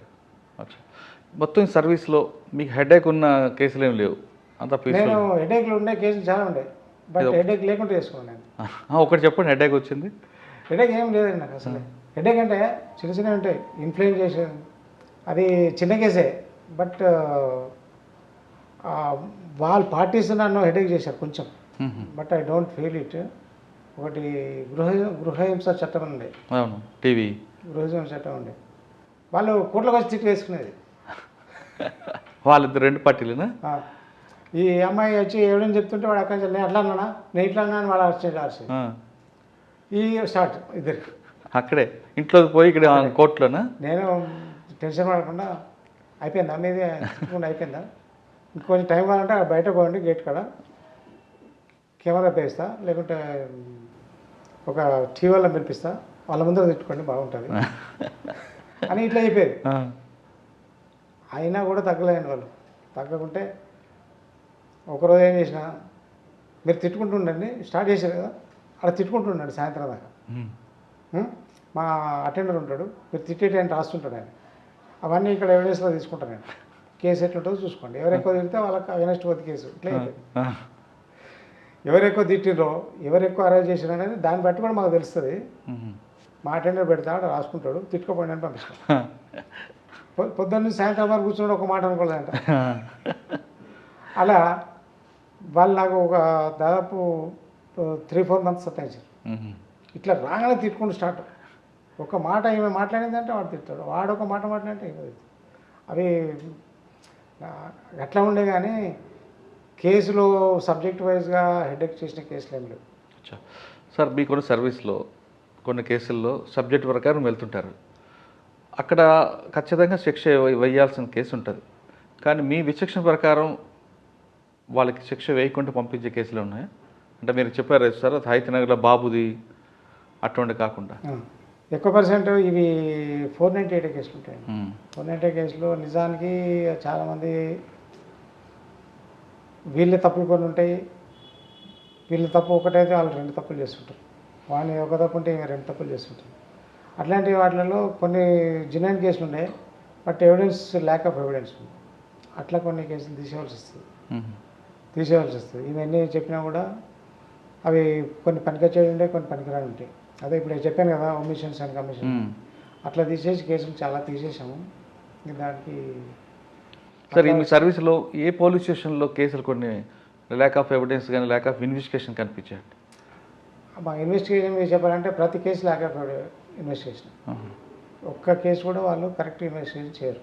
ఫస్ట్ థింగ్, ఎందుకంటే వర్క్ పోలీసులను నిందించడం కాదు, బట్ వాళ్ళ వర్క్ ప్రెషర్ అనో లేకుంటే ఆ పోలీస్ ఇన్ఫ్రాస్ట్రక్చర్ కూడా ఎట్లా ఉందంటే, అప్పుడు ఎవరో ఒక హైకోర్టు జడ్జి సుప్రీంకోర్టు జడ్జి చెప్పారు, పోలీస్ వింగ్ కూడా సపరేట్ ఉండాలి. ఎట్లా సిఐడి, ఏసీబీ, లా అండ్ ఉన్నదో అట్లనే పోలీసింగ్లో లా అండ్ ఆర్డర్ ఒకటి, ఇన్వెస్టిగేషన్ ఒకటి సపరేట్ ఉండాలి. ఉంటే ఇన్వెస్టిగేషన్ చేసేవాళ్ళు కరెక్ట్ కేసులు ఇన్వెస్టిగేషన్ చేస్తారు. ఇదే సిఐఓ ఇదే SIO law and order maintain చేయాలి. అక్కడ సీఎం వస్తున్నట్టు రుకాలి, ఎమ్మెల్యే వస్తున్నట్టు వెళ్ళాలి, ఇక్కడ వచ్చి కేసు ఇన్వెస్టిగేషన్ చేయాలి. ఆడేం చేస్తాడు, ఎస్ఐ కానిస్టేబుల్కి ఇస్తాడు, రాయరన్న వాళ్ళు ఏది చెప్తే రాసుకున్నావు, కానిస్టేబుల్ నాలెడ్జ్ ప్రకారం ఆయన ఏదో రాస్తాడు. అట్లా పోతున్నాయి, రాస్తాడు లేదా కాపీ పేస్ట్ చేస్తాడు, ఏదైనా జరగదు, అట్లా కేసులు పోతున్నాయి. అంతేగాని పోలీసులను తప్పట్టట్లేదు. మీరు అప్పుడు ఫస్ట్లో ఒక క్వశ్చన్ అడిగారు, అది మీరు ఎట్లా చేస్తారు, అప్పటికి ఇప్పుడు డిఫరెన్స్ ఏదైనా. నేను ఏపీపీగా జాయిన్ అయినప్పుడు పోలీస్కు ప్రాసిక్యూటర్కు కొంచెం రిలేషన్ తక్కువనే ఉండే. ఓకే, నా వరకు చెప్తున్నాను, అవును, అందు టోటల్ కాదు, సిస్టమ్ కాదు మీ వరకు, నా వరకు చెప్తున్నా. అది తర్వాత డెవలప్ అయింది, అంటే నా కాన్సెప్ట్ డెవలప్ అయింది. పోలీస్ వాళ్ళు సిఏ కానీ ఎస్ఐ కానీ ఎవరు పీపీని కలిసేది కాదు, కేసు ఏమవుతుందని తెలుసుకునేది కాదు. సో మేము ట్రైనింగ్లో ఉన్నప్పుడు, ఏబీపీ ట్రైనింగ్ ఉన్నప్పుడు కోర్ట్ కేసు డైరీ అని ఒకటి ఉంటుంది. కోర్ట్ కేసు డైరీలో ఆ రోజు ఈ కేసులో ఏం జరిగింది అనేది తెలుసుకోవాలి అనేది కానిస్టేబుల్ రాస్తే ఎస్ఐ చూసి దాన్ని ఫాలోఅప్ చేయాలన్నమాట. అది నీళ్ళు నేను వెళ్ళగానే ఫస్ట్ అది తీయించిన సిటీపల్లి కోర్టు కేసు డైరీ ఏం రాసినా చూపెట్టు, ఇవ్వాలి రాయట్లేదు. తర్వాత నేను సంవత్సరం తరబడి ఒకసారి క్రైమ్ మీటింగ్లో చెప్పేసిన, district crime meeting, court case diary court constable రాయట్లేదు, you see that court case diary should be return every day and PP signature కావాలి దాని మీద ఖచ్చితంగా. ఆడేదో రాసుకొస్తే మీరు నమ్మేది కాదు, నేను రాస్తా దాని మీద, నేను సంతకం పెట్టాలి, పీపీ సంతకం పెడితే మీరు అప్లోడ్ చేయండి, దాన్ని ఫాలోఅప్ చేయండి అని చెప్తే అప్పుడు నేను అదిలో డిస్ట్రిక్ట్ అంతా ఇంప్రూవ్ అయింది, డెవలప్ అయింది. ఆ కేస్ డైరీని బట్టి దాని తర్వాత నెక్స్ట్ స్టెప్ ఏం చేసిన అంటే, why don't you participate your make me participate in your investigation. FIR అవుతుంది, ఎఫ్ఐఆర్ కాగానే మీరు మమ్మల్ని ఎందుకు కన్సల్ట్ చేయరు, in which way we have to collect the evidence అనేది మీరు why you don't take steps అని మళ్ళీ ఒకసారి పెట్టింది. That is always slowly develop అయ్యి ఎఫ్ఐఆర్ రాగానే వచ్చి అడిగేది. పర్సనల్గా నన్ను అయితే అందరూ చూసేది నా పరిధిలో, ఇట్లా చేయండి, ఈ విట్నెస్ చేయండి, ఆ విట్నెస్ చేయండి, అట్లా అలా కొంచెం డెవలప్ చేసి నేను ఏపీపీ ఉన్నంత కాలం ఆ స్టేజ్ నుంచి ఈ స్టేజ్ తేగలను. నేనున్న దగ్గర అయితే ఖచ్చితంగా జరిగేదండి. క్రైమ్ మీటింగ్ నేను వెళ్తే ఖచ్చితంగా ఇవి చెప్పేవాడిని, ఫాలో చేయించేవాడిని. అలా కొంచెం చేంజ్ అయింది. అట్లాగే అప్పుడు మేము ప్రాసిక్యూషన్ ఎట్లా ప్రజెంట్ చేసినామో ఇప్పుడున్న ఏపీపీలో అలా ప్రజెంట్ చేయట్లేదు. That is main. అప్పుడు మేము question to question how to elicit the facts from the witness అనేది చూసేది. ఇప్పుడు ప్రాసిక్యూటర్లు I'm not blaming them, but what happen to them I don't know. వస్తారు విట్నెస్ బాక్స్ వేసగానే ప్రమాణం పీపీ చేయించాలి ఆర్ జడ్జి చేయించాలి. చేస్తే విట్నెస్ భయం ఉంటుంది. యాజ్ పర్ రూల్ జడ్జ్ చేయించాలి. మాకు తీరుకుంటుంది కాబట్టి పీపీని చేయించమంటాం. పీపీ చేయిస్తే ఏమైందంటే విట్నెస్కు కొంచెం భయం ఏర్పడుతుంది. అటెండర్ చేస్తే భయపడాడు. అటెండర్ ఏదో దేవుని ప్రమాణం చేసి అంటాడు అయిపోతుంది. కానీ అటెండర్లు చేస్తున్నారు కదండి. అటెండర్ చేయిస్తారు. అట్లా కాకుండా పీపీని చేయించమని నేను చేయించేవాడిని. నేను కూడా చేయించేవాడిని. కానీ టైం ఉండట్లేదు కదా పీపీకి. పీపీకి ఎంత టైం ఉండదండి, మస్తు టైం ఉంటుంది. మరి ఎందుకు చేయించారండి పీపీ? అది నా డ్యూటీ కాదంటాడు, జడ్జ్ చేయించాలంటాడు ఆయన. కానీ జడ్జి చేయరు, అటెండర్ చేయిస్తే ఆయనకేం భయం ఉంటుంది? వాడికే భయం ఉంటుంది. అందుకనే నేను జడ్జి అయిన తర్వాత నేనే చేయించాను ప్రయాణం. నేను పీపీ ఉన్నప్పుడు నేనే ప్రమాణం చేయించాను. అటెండర్ ఇచ్చేవారు కాదు, అటెండర్ చేసేవాడు కాదు. అటెండర్ నోద్రం అంటాడు, దగ్గర అనిచేవాడిని కానీ వాడు చేదో అంటాడు. ప్రమాణం నేను చేస్తాను పక్కన అని కొద్దిగా మీరు చేస్తారని అంటే సార్ మీరే చేయించండి సార్, తప్పించుకోవద్దు. అట్లా మనం మీరు కానీ నేను కానీ చేస్తున్నాను భయం ఉంటుంది, పట్టించుకోరు. విట్నెస్ ఎక్కగానే ఏం పేరు చెప్తారు, బెంచ్లో చూస్తాడు. బెంచ్లో చూస్తే తండ్రి పేరు, వయసు, ఏ ఊరు అనేది రాసుకుంటాడు. That is not correct. పీపీఏ చేయించాలి అది కూడా, ఆర్ జడ్జ్ చేయించాలి. ఇక ఈ మధ్య ఏమైంది, బెంచ్లతో చేయించుకుంటున్నారు ఆయన. ఇక నెక్స్ట్ స్టేజ్ ఆ ఫ్యాక్ట్స్ని బట్టి క్వశ్చన్స్ వేయాలి. ఏమైందో చెప్పు అంటారు. ఏమైందంటే ఏం కాదు అంటారు. కేసు అడ్వకేట్ ఉంటాడు, అదే రైండి సార్ అదే రైండి సార్ అని జడ్జి అంటాడు. జడ్జి అంటే ఏం కాలేదని జడ్జి రాస్తాడా? రాయడు. ఏం కాలేదని నేను రాసిన అనుకోండి, రాస్తే విట్నెస్ దిగమంటాడు. నెక్స్ట్ క్వశ్చన్ అడగనియాడు అడ్వకేట్, నెక్స్ట్ క్వశ్చన్ అడగనియాడు. అట్లా జరిగింది నాకు, నేను జడ్జిగా ఉన్నప్పుడు అట్లా జరిగితే అట్లా కాదండి, 1 by 1 ఫ్యాక్టర్ అండి, ప్రాసిక్యూషన్ ఎట్లా కండక్ట్ చేయాలి నాకు కొంచెం ఎక్స్పీరియన్స్ కాబట్టి చెప్పిన. అడ్వకేట్ ఆబ్జెక్షన్, సార్ మీరు చెప్తే ఎట్లా సార్ ఇట్లా?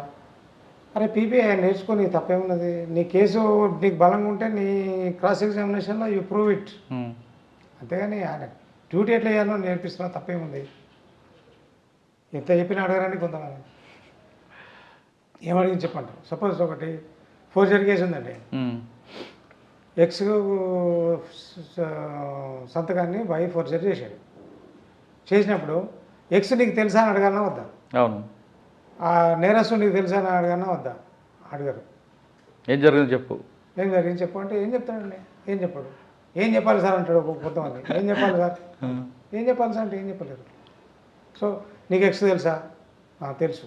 అట్లా స్టార్ట్ అయింది లీడింగ్ క్వశ్చన్స్ అన్నది. దాన్ని ఎలిసిటింగ్ ది ఫ్యాక్ట్స్ అంటారు. Leading question is where. Leading question meaning ఏంటంటే the question is with answer. ఓహో, నువ్వు అన్నంలో పెరిగేసుకున్నావు కదా అంటే దట్ ఈస్ లీడింగ్ క్వశ్చన్. అదే క్వశ్చన్ ఆన్సర్ రెండు అందులో ఉన్నాయి, రెండు అందులో ఉన్నాయి. నువ్వు లాస్ట్లో అన్నం దేంతో తిన్నావు మరి చివరికి అంటే పెరుగుతుంది తిన్నా అంటాడు, అది ఆన్సర్. అంతేగాని నువ్వు పెరుగుసుకొని అన్నం తిన్నావు అంటే ఆన్సర్ అనే వచ్చింది. అడ్వకేట్లు పట్టుకునేది అదే. ఇప్పుడు నీకు ఆయన తెలుసా ఆయన తెలుసా అంటే సార్ లీడింగ్ క్వశ్చన్ అంటారు. అసలు లీడింగ్ క్వశ్చన్ మీనింగ్ తెలుసా మీకు అని ఇట్లా చాలా ఎన్లైట్ చేశాను కూడా నేను. అచ్చా, ఫస్ట్ లీడింగ్ క్వశ్చన్తో కాకుండా స్టార్ట్ అవ్వాలి, ఎలిసిటింగ్ చేయాలి. What is the facts, how to illicit the facts అంటే నిజాన్ని ఎట్లా బయటకు తిప్పేచ్చాలి విట్నెస్తోని. అంతేగాని డైరెక్ట్ క్వశ్చన్ వేయకూడదు. డైరెక్ట్ నీకేం తెలుసు అంటే ఏం చెప్పారు, నాకేం తెలియదు అంటాడు. ఒక యాక్సిడెంట్ కేసు ఉన్నది, ఆడు ఆయన భార్య వస్తుంది ఏడ్చుకుంటుంది, భర్త చనిపోయి ఉంటాడు, ఆమె కోర్టుకు వచ్చారు, భర్త ఆగుతాడు ఏడుతుంది వచ్చి. ఏమైంది చెప్పామంటే నా భర్త చనిపోయి అంటుంది.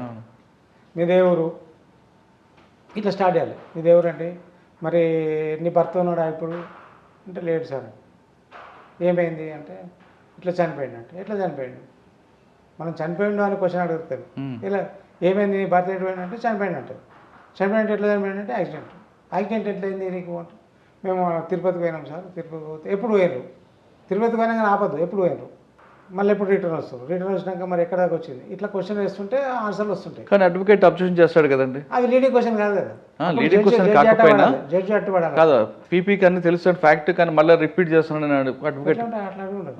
ఇప్పుడు అన్ని భర్త చనిపోయింది అంటారు, ఎట్లా చనిపోయింది అంటే it is not leading question or anything. డైరెక్ట్గా లారీ గుద్దు చనిపోయాడంటే లీడింగ్ క్వశ్చన్ అవుతుంది. నీ భర్త లారీ గుద్ది చనిపోయింది కదా అంటే లీడింగ్ క్వశ్చన్. ఎట్లా చనిపోయింది అంటే యాక్సిడెంట్ అయింది. ఎందుకు యాక్సిడెంట్ అయింది, ఎక్కడికి పోయారు మీరు, ఎక్కడైంది యాక్సిడెంట్, అప్పుడు నువ్వు ఉన్నావా, ఇట్లా తేవాలి క్వశ్చన్. అచ్చా, కానీ అంత ఓపిక లేదు కదండి. అట్లా చేయట్లేదు ఇప్పుడు ప్రాసిక్యూటర్స్. నేను అదే అనేది, ప్రాసిక్యూటర్స్ ఆ ట్రెండ్ లేదు. ఇప్పుడు నేను చెప్పాను కదా కొంతమంది విట్నెస్లు పనికిరాలను తీసేయడం, గివెన్ అప్ చేయడం అనేది, అది చేయట్లేదు. అది ఎక్కడి నుంచి ఇన్స్ట్రక్షన్స్ నాకు తెలియదు. ఇన్స్ట్రక్షన్స్ సార్ మీరు చెప్పినట్లు పనికిరాని విట్నెస్ ఒకటి, రెండవది స్టాక్ విట్నెస్ పెట్టడం వల్ల ఇబ్బంది ఏంటండి? స్టాక్ విట్నెస్ అనేది చెప్పనా, ఒక దొంగతనం అయిందండి, ఒక 10 దొంగతనాలు అవుతాయి. ఇప్పుడు పోలీసు వాళ్ళు కొంతమంది విట్నెస్ ఉంటారు, వాడిని తీసుకొస్తారు, ఆ ప్రాపర్టీ రికవర్ చేసింది ఆ విట్నెస్తోని సంతకం తీసుకుంటారు. ప్రతి కేసులో వాడే వస్తాడు, ఎక్కడ దొంగతనమైనా వాడినే సంతకాలు చేసుకుంటారు. వాడి ఎక్కడ సంతకం పెట్టి ఒక్కసారి నిజం జరుగుతుంది, వాని ముందర చేస్తారు. ప్రతిసారి ఎన్ని గుర్తుంటాయి మనకి. ఆడ వచ్చి కోట్లకు వచ్చి ఎక్కడ జరిగింది సార్ నాకు గుర్తులేదండి, కేసు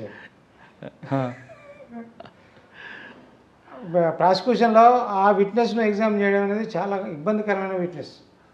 వాడి ముందు మెమరీ, వాడిని ఎట్లా లీడ్ చేయాలి, వాడిని ఎట్లా ఫ్యాక్ట్స్ ఎలిసిట్ చేయాలనేది prosecutors it is a big question. Okay sir, ఇంకో క్వశ్చన్ ఇందులో, ఒక దగ్గర నేరం జరిగింది, ఎగ్జాంపుల్ నాంపల్లి నేరం జరిగింది.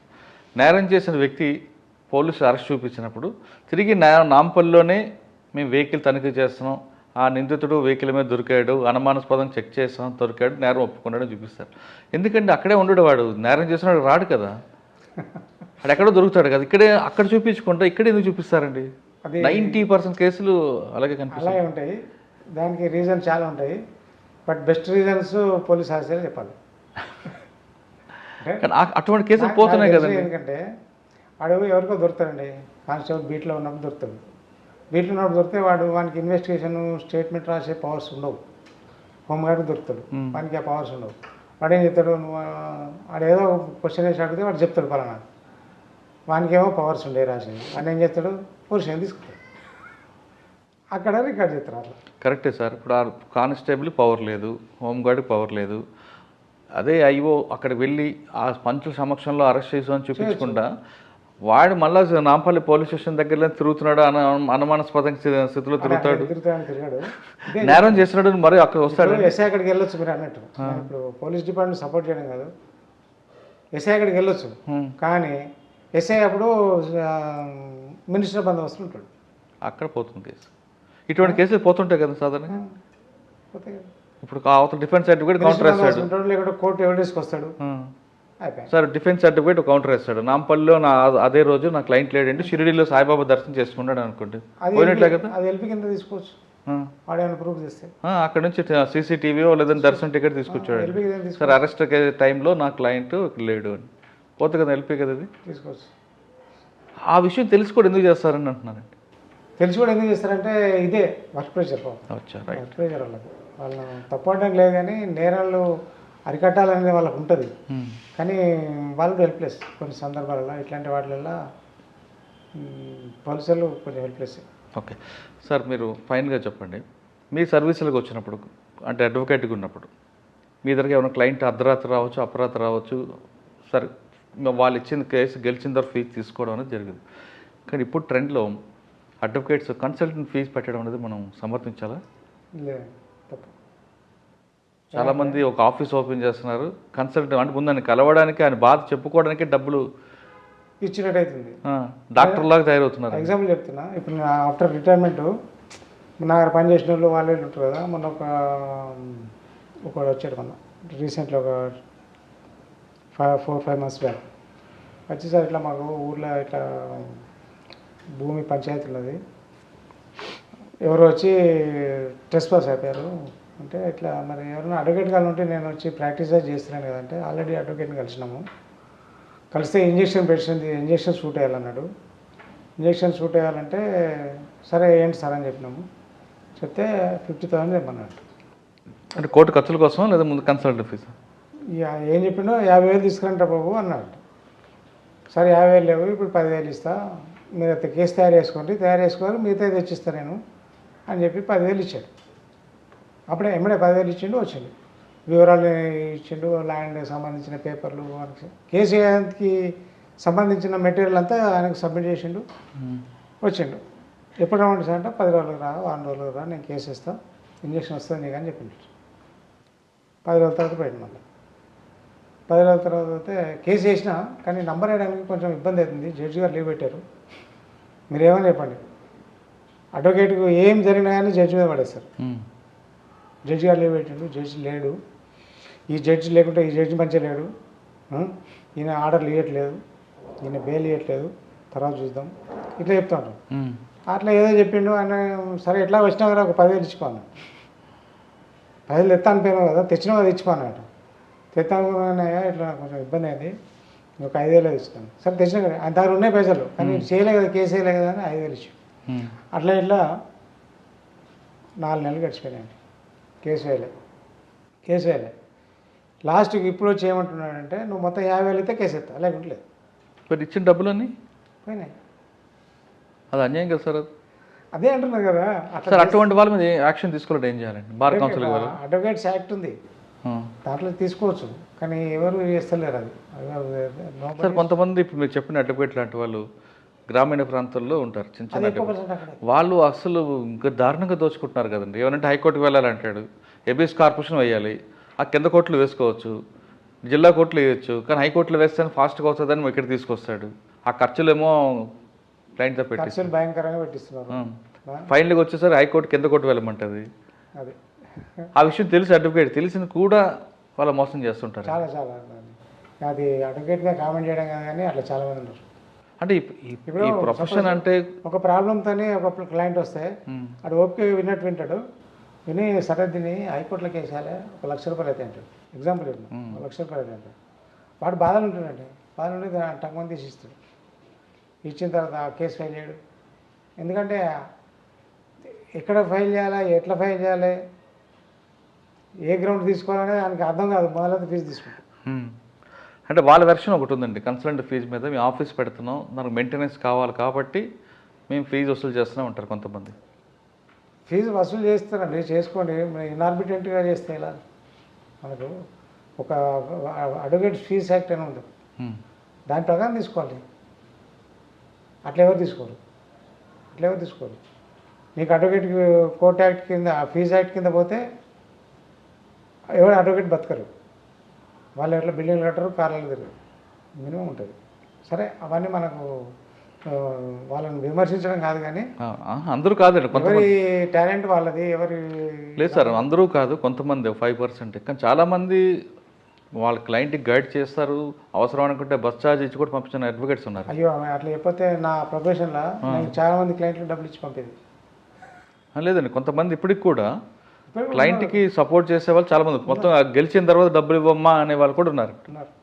చాలామంది. సార్ ఫైనల్గా చెప్పండి సార్, ఈ ప్రొఫెషన్లో వచ్చే వాళ్ళకి మీరు ఇచ్చే మెసేజ్ ఏంటండి? ఏ జడ్జి అంటారా, లేకుంటే ఈ లా ప్రొఫెషన్లోకి రావాలనుకున్న వాళ్ళు, లా ప్రొఫెషన్ రావాలనుకున్న వాళ్ళు ప్యూర్లీ అంటే ఇందులో వచ్చేవాళ్ళు డబ్బుల కోసం రావాలా, లేదా ఒక ప్యాషన్గా పనిచేయాలని రావాలా? డబ్బుల కోసం వస్తే లాభం లేదండి, డబ్బుల కోసం రావద్దు, సర్వీస్ కోసం రావాలి. ఇప్పుడు ఈ సొసైటీలో న్యాయం, ధర్మం ఇవన్నీ తగ్గిపోయినాయి. ఎవరికి ప్రతి ఒక్కరు అన్యాయం చేయాలని చూస్తున్నాడు, వానికి న్యాయం కావాలి. ఎవడైతే న్యాయంగా ఉంటాడనుకున్నాడో వానికి న్యాయశాస్త్రం గురించి తెలిసే అవసరం లేదు. న్యాయంగా చట్టబద్ధంగా ఉండాలని మనసులో ఉంటే న్యాయశాస్త్రం గురించి తెలుసుకునే అవసరం లేదు. నువ్వు ధర్మంగా ఉంటే అధర్మం చేయాలనేది తెలుసుకునే అవసరం లేదు. అందుకే అడ్వకేట్ ప్రొఫెషన్ రావాలనుకుంటే ఎవరైతే ఇట్లా అన్యాయానికి గురవుతున్నారో, వాళ్ళు నిన్ను అప్రోచ్ అవుతున్నారో వాళ్ళకు నువ్వు కరెక్ట్ గైడ్ చేసి నీకు తగిన ఫీజు తీసుకొని వాళ్ళను కరెక్ట్ వేలో నడిపించగల వాళ్ళే ప్రొఫెషన్లోకి వస్తే బెస్ట్. అది అడ్వకేట్ ప్రొఫెషన్లో. ఇక పీపీ ఇంకొకటి ఏంటంటే, మనం ఫస్ట్ అనుకున్నట్టు బై చాయిస్ అని అన్నారు కదా. ఈ అడ్వకేట్ ప్రొఫెషన్కి వచ్చిన వారందరూ బై ఛాన్స్ వస్తున్నారు, చాయిస్ తక్కువ వస్తున్నారు. మా కాలంలో ఉద్యోగం రావడమే గొప్ప అనుకునేది నేను. ఉద్యోగం రావడం గొప్ప అనేది. ఏ ఉద్యోగం వచ్చినా కానీ దాన్ని ఒక సేవా దృక్పథంతో చేసేవాళ్ళు. సేవ చేయాలి, నా జాబ్కు నేను న్యాయం సమకూర్చాలి, న్యాయం చేయాలనే భావనతోని జాబ్లో జాయిన్ అయ్యేది. మా తరం నుంచి, మా తరం కంటే ముందు మా తర్వాత తరం కాదు. అయితే ఎప్పుడైతే అన్ఎంప్లాయ్మెంట్ ఎక్కువైందో, అంటే ఇది మన గవర్నమెంట్ సంపాదించింది మాట్లాడకుండా కానీ చెప్తాం, అన్ఎంప్లాయ్మెంట్ వచ్చిందో ఏదో ఒక ఉద్యోగం సంపాదించాలి, పైసలు సంపాదించాలి అనే దృక్పథం ఏర్పడింది ప్రతి ఒక్క యూత్లో. దాంతో ఏమవుతుందంటే ఉద్యోగం సంపాదించడం ముఖ్యం, ఏదైతే పైసలు సంపాదించడం ముఖ్యం, ఆ బేసిస్లో పోతున్నారు. అంతేగాని నాట్ ఓన్లీ దిస్ ప్రొఫెషన్, ఏ ప్రొఫెషన్లో అయినా కానీ, ఈవెన్ ఈ సాఫ్ట్వేర్ తీసుకున్నా, టీచర్ తీసుకున్నా, చిన్న చిన్న అటెండర్ పోస్ట్ తీసుకున్నా, ప్రతి ఒక్కరు కూడా డబ్బుల కోసమే చేస్తున్నాడు. కానీ వాడి సేవా దృక్పథం ఎవరికి లేదు. నీకు సేవా దృక్పథంతో వచ్చిన జాబ్ చేస్తేనే నీకు ఒక సాటిస్ఫాక్షన్ ఉండాలి లైఫ్. లైఫ్కు ఒక ఉద్యోగానికి సాటిస్ఫాక్షన్ ఉండాలి. అది లేకుండా చేస్తున్నారు. అది ఏ రకంగా ఫోర్స్లు వస్తున్నాయో నీ ఫ్యామిలీ ఎకనామికల్ బ్యాక్గ్రౌండ్ అని కానీ ఏది తీసుకున్నప్పటికీ అది లేదు. మనిషి యొక్క భావనలో అది లేదు. ఇది నేను ఒక న్యాయం చేయాలి, నేను సపోజ్ జడ్జిగా ఉన్నా, జడ్జిగా నేను పని చేయాలి అనే దృక్పథం కంటే, దానికంటే ఫస్ట్ ఎప్పుడు వస్తుందా, సార్లు ఎప్పుడు వస్తుందా, ఈ నెల వచ్చింది, ఫస్ట్ రాగానే ఆఫీస్కి రాగానే క్యాలెండర్ చూస్తున్నారు మా వాళ్ళందరూ, ఎప్పుడెప్పుడు సెలవులు వస్తున్నాయి, ఎప్పుడెప్పుడు సెలవులు పెట్టాలి. ఈ సెకండ్ సాటర్డే సండే, మండే ఒకరోజు సెలవు పెడితే ట్యూస్డే హాలిడే, ఇది పని. ఇట్లా ఉంటే నీకు ప్రాపర్గా పని ఉన్నప్పుడు నీకు హాలిడేస్ పని ఎప్పుడు లీవ్ ఉంటే అప్పుడు లేవు, అంతే కదా. అంతేగాని ఒక లీవ్లకు సంబంధించి లీవ్లకు అటాచ్ చేసుకుంటా, హాలిడేస్కి అటాచ్ చేసుకుంటూ లీవ్ పెట్టలేదు. కానీ నీకు జెన్యున్ పని ఉంటే నువ్వు ఎప్పుడైనా లీవ్ పెట్టుకో. లీవులు నీకు మనం చాలా ఉంటాయి, మాకు లీవులు ఉంటాయి, చాలా ఉంటాయి. అప్పుడు లీవ్ పెట్టుకో. నీకు ఒక Saturday, second Saturday, Sunday, Monday ఒక రోజు లీవ్ పెడితే ట్యూస్డే వినాయక చవితి వస్తుంది, సో 4 రోజులు వెళ్ళొచ్చు. అది దట్ ఈస్ అట్లాంటిది మార్చుకోవాలి ప్రతి ఒక్కరు, పర్టికులర్ ఈ ప్రొఫెషన్లో ప్రతి ఎంప్లాయీ మార్చుకోవాలండి. అది ఎవరైనా అంతే, ఎవరైనా కానీ ఆ దృక్పథం మార్చుకోవాలి. నీకు జెన్యున్ పని ఉంటే ఎప్పుడైనా లీవ్ పెట్టుకో, అంతే. లీవ్లు మాకు చాలా రకాల లీవ్లు ఉంటాయి. సిఎల్ ఉంటాయి, ఓహెచ్ ఉంటాయి, ఎన్ని లీవ్లు ఉంటాయి, మెడికల్ లీవ్లు ఉంటాయి, ఇట్లాంటి చాలా రకరకాల లీవ్లు ఉంటాయి. నీకు మరీ ఎమర్జెన్సీ అయితే లాస్ ఆఫ్ పే ఉంటుంది, ఎల్ఓపి. నీకు అట్లా ఉంటుంది. కానీ ఎప్పుడంటే అప్పుడు లీవ్లు పెడతాయి కాదు కదా. ఇప్పుడు ఇట్లాంటి ఈ కాన్సెప్ట్ నేను మా ఎంప్లాయీస్ కూడా నేర్పించాను. మా ఎంప్లాయీస్ నాతో చాలామంది సాటిస్ఫైడ్ అయ్యారు. నాకు ఫస్ట్ నుంచి నేను పీపీఐ చేసిన, ఇట్లా అడ్వకేట్ చేసిన కదా, ఎంప్లాయీస్ జ్యుడిషియల్ ఆఫీసర్స్తో బాధపడ్డ చాలామంది ఉన్నారు. హరాస్మెంట్ చాలా ఉంటుంది, అది మీరు రికార్డింగ్ నో ప్రాబ్లం. చాలా హరాస్మెంట్ ఉంటుంది. లీవ్లు ఇయ్యరు, మనకి ఏమైందనే లీవ్లు ఇయ్యరు, నానా రకాల ఇబ్బంది పెడతాను. నేను ఫస్ట్ పోస్టింగ్లో కర్నూలులో ఉన్నప్పుడు మాకు ఇన్స్పెక్షన్ ఉంటుందండి, అదొక పెద్ద బాధ. Inspection is not to the judicial officers but to the staff, but tension is officers. ఎందుకంటే మళ్ళీ మేము సబ్సిక్వెంట్గా వాళ్ళ మీద ప్రెషర్ కావాలి, వాళ్ళు పని చేయాలని. వాళ్ళు పని చేయకుంటే ఇక్కడ మా పని అవుతుంది అని ఇన్స్పెక్షన్కి వస్తారు. ఆ రికార్డ్ మెయింటైన్ చేయాలి, ఈ రిజిస్టర్ మెయింటైన్ చేయాలి, నానా రకాలుగా ఇన్స్పెక్షన్ చేస్తారు. చేసినప్పుడు నాకు ఫస్ట్ ఇన్స్పెక్షన్లో కర్నూలు అయినప్పుడు ఆ జడ్జి గారు ఏం చేశారంటే, ఇన్వర్ట్ రిజిస్టర్ ఉంటుంది, ఇన్వర్ట్ రిజిస్టర్లో 4 days గ్యాప్ ఎందుకు వచ్చింది అని క్వశ్చన్ చేశాడు. ఒక remand report, FIR remand report 4 days గ్యాప్లో ఇన్వర్ట్ అయింది అని అనిపించాడు. మేము ఛార్జ్ మేము టైప్ చేస్తాడు, వాడు తప్పు చేయడు ఎంప్లాయీ, నాకు తెలుసు వాడు సంగతి, మంచి పని చేస్తాడు అని చూసి, సార్ ఒకసారి ఫైల్ ఇవ్వను తీసేసిన, క్యాలెండర్ చూసిన. నేను ఎప్పుడైతే ఇన్వర్ట్ కావాలనుకుంటుండో అది ఒక ఫ్రైడే నైట్ ఇంటికి రిమైండ్ వచ్చింది. ఇంటికి రిమైండ్ వస్తే ఇంట్లో రిమైండ్ చేసినాము, ఇంట్లో రిమైండ్ చేసినా ఇంట్లో ఉంటాయి, అది ఎప్పుడు మళ్ళీ నెక్స్ట్ వర్క్ ఇంటికి వెళ్తాయి. ఫ్రైడే వచ్చింది, రిమైండ్ ఇంట్లో పెట్టుకున్నా, తెలియదు. సెకండ్ సాటర్డే, సండే, మండే కూడా హాలిడే వచ్చింది. ట్యూస్డే నాడు ఇన్వర్ట్, నేను ఇవన్నీ ట్యూస్డే నాడు పోతాయి, ట్యూస్డే నాడు ఇన్వర్ట్ చేస్తాను. ఆ పాయింట్ మీద నువ్వు 4 రోజులు డిలే చేసినావు అని చెప్పి ఆయన మేము ఛార్జ్ మేము వస్తున్నాం. వస్తే సార్ మీరు ఒక చిన్న విషయం నేను మాట్లాడదు ఇక్కడ, it is not that I'm supporting the my staff, కానీ దిస్ ఈజ్ ద ఇన్సిడెంట్. ఇది ఫ్రైడే నాడు నైట్లో నాకు రిమైండ్ వచ్చింది, ట్యూస్డే నాడు నెక్స్ట్ 3 రోజులు వరుస హాలిడేస్ వచ్చినాయి, ట్యూస్డే నాడు ఆటోమేటిక్గా ఇన్వర్ట్ అయింది సార్, 4 రోజులు డిలే కాదు అది అన్న. ఇట్లా చూసి కళ్ళు ఎర్ర చేసుకొని, are you supporting the staff అన్నాడు. ఏ సార్ సర్టన్లీ, కానీ ఆయన ఎప్పుడు తప్పు చేయలేదో తప్పకుండా సపోర్ట్ చేస్తా, తప్పు చేస్తే అనేది అంతా అని ఇట్లా తప్పు చేస్తే అనేది అంతా, అటు తప్పు చేయలేదు కాబట్టి నేను సపోర్ట్ చేస్తున్నాను అంతే. డ్రాప్ చేసి ఆయన పంపించేసి, ఇట్లా సపోర్ట్ చేస్తే నీకు పని చేయరా అంటే, సార్ మీరు ఒక రాంగ్ కాన్సెప్ట్ ఉన్నారు, మనం ఎంత తిడితే వాడు అంత తప్పులు చేస్తాడు, వాడిని ఎంత మెచ్చుకుంటే వాడు అంత మంచి చేస్తాడు. ఇప్పుడు నేను సపోర్ట్ చేసిన ఈ ఇష్యూ మొత్తం డిస్ట్రిక్ట్ అంతా తెలిసిపోతుంది నేను ఇట్లా చేసినాను. నేను ఎక్కడ పోయిన వాడు తప్పకుండా నాకు మంచి చేస్తాడు, తప్పులు చేయడు అని చెప్పిన. ఇది కూడా బాగానే ఉంది. అట్లా ఇంకొక స్టాఫ్, నేను స్టాఫ్ బాగా సపోర్ట్ చేశాను తప్పు లేనంతవరకు. ప్రమోషన్ వచ్చిందండి ఒక ఆయనకి. ప్రమోషన్ వస్తే అది కూడా కర్నూలే ప్రమోషన్ వస్తే వాడు ప్రమోషన్ ఇచ్చి ఏదో లాంగ్ డిస్టెన్స్ నంద్యాలకు ఎక్కడికో ట్రాన్స్ఫర్ చేశారు. ప్రమోషన్ ఇస్తే అక్కడ ఉంచారు కదా. అడు సార్ నాకు ప్రమోషన్ వచ్చింది సంతోషమే, కానీ నేను నంద్యాల పోలేను సార్, నేను ప్రమోషన్ క్యాన్సిల్ చేసుకుంటా, లెటర్ ఇస్తా అన్నాడు. ఎందుకంటే వాట్ ఈస్ యువర్ ప్రాబ్లం అని అన్నాడు. జనరల్ ఎవరంటే నాకేం చెప్తున్నావు నీ ఇష్టం పో అంటారు. ఇట్లే మా ఆఫీసర్ల భాష అట్లే ఉంటుంది. నాకేం చెప్తున్నావు పో నీ ఇష్టం అంటారు. ఎందుకంటే ప్రాబ్లం ఏంటంటే సార్ మా భార్య ఇట్లా ఏదో ప్రెగ్నెంట్, మా నాన్న ముసలైన, మా అమ్మ ఏదో చెప్పుకుంటూ కష్టాలు చెప్పుకుంటూ వస్తే అట్లా కాదు. పని మొత్తం ఫ్యామిలీ తీసుకుపోయి నువ్వు నందెలు పెట్టు, ప్రమోషన్ తీసుకో. నీకు నీ భార్య ప్రెగ్నెంట్ టైం వరకు, డెలివరీ టైం వరకు, లేకుంటే ఏదో ఒక టైం వరకు ఇప్పుడు నేను జిల్లా జడ్జి గారు చెప్పి నీ బాధలన్నీ నేను చెప్తా సార్ చెప్పి నేను ఇక్కడ ట్రాన్స్ఫర్ చేస్తాను. కాకపోతే ఏంటంటే నువ్వు ఆ డెలివరీ టైంకు ఒక రిక్వెస్ట్ లెటర్ పంపు ట్రాన్స్ఫర్కు నాకు చెప్పు, నేను మళ్ళీ సార్ చెప్పి నీకు ట్రాన్స్ఫర్ చేస్తాను. కానీ ప్రమోషన్ వద్దనొద్దు, నీ లైఫ్ పాడైపోతుంది, ఎప్పటికీ ఉంటావు నువ్వు ఇప్పుడు నీ సీనియారిటీలో ఎక్కడో లాస్ట్కి వెళ్ళిపోతావు, వద్దు తప్పది వెళ్ళాలని చెప్పిన.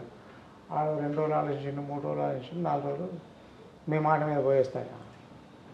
పోయి జాయిన్ అయిన తర్వాత వాడి నుంచి వార్తలు లేవు, వస్తలేడు, ట్రాన్స్ఫర్ అని అడుగుతలేడు. భార్య డెలివరీకి వచ్చిండు, నేను అక్కడిని మంచుకున్నా సార్, ఏమైనా పోనంటే అంట. దూరం పోవాలంటే ఇబ్బంది అయింది సార్. మన వాళ్ళకి ఇది ఒక బాధ, కష్టం. మనలో ఏంటంటే వాడి ఇక్కడనే నాకు ఉద్యోగం ఉంటే బాగున్నట్టు ఇంట్లో, ఇక్కడ నుంచి నాంపల్లి పోయేందుకు కూడా భయపడుతుంది, ఇంట్లోనే ఉండాలి వాడికి ఆఫీస్. అట్లాంటి ఎంప్లాయీస్ని సపోర్ట్ చేసిన. వాడు ఎప్పుడంటే నేను కర్నూలు డోన్ సిటీ సివిల్ కొట్టేసానంటే దాదాపు ఒక 9 years తర్వాత ఫోన్ చేశాడు. ఫోన్ నెంబర్ పట్టుకొని సార్ నాకు ఇప్పుడు సూపరింటెండెంట్ ప్రమోషన్ వచ్చింది సార్. అబ్బా వెరీ గుడ్, మంచి పని చేసినాం, ఎక్కడ చేస్తున్నాం అంటే కర్నూలుకి వచ్చినా సార్.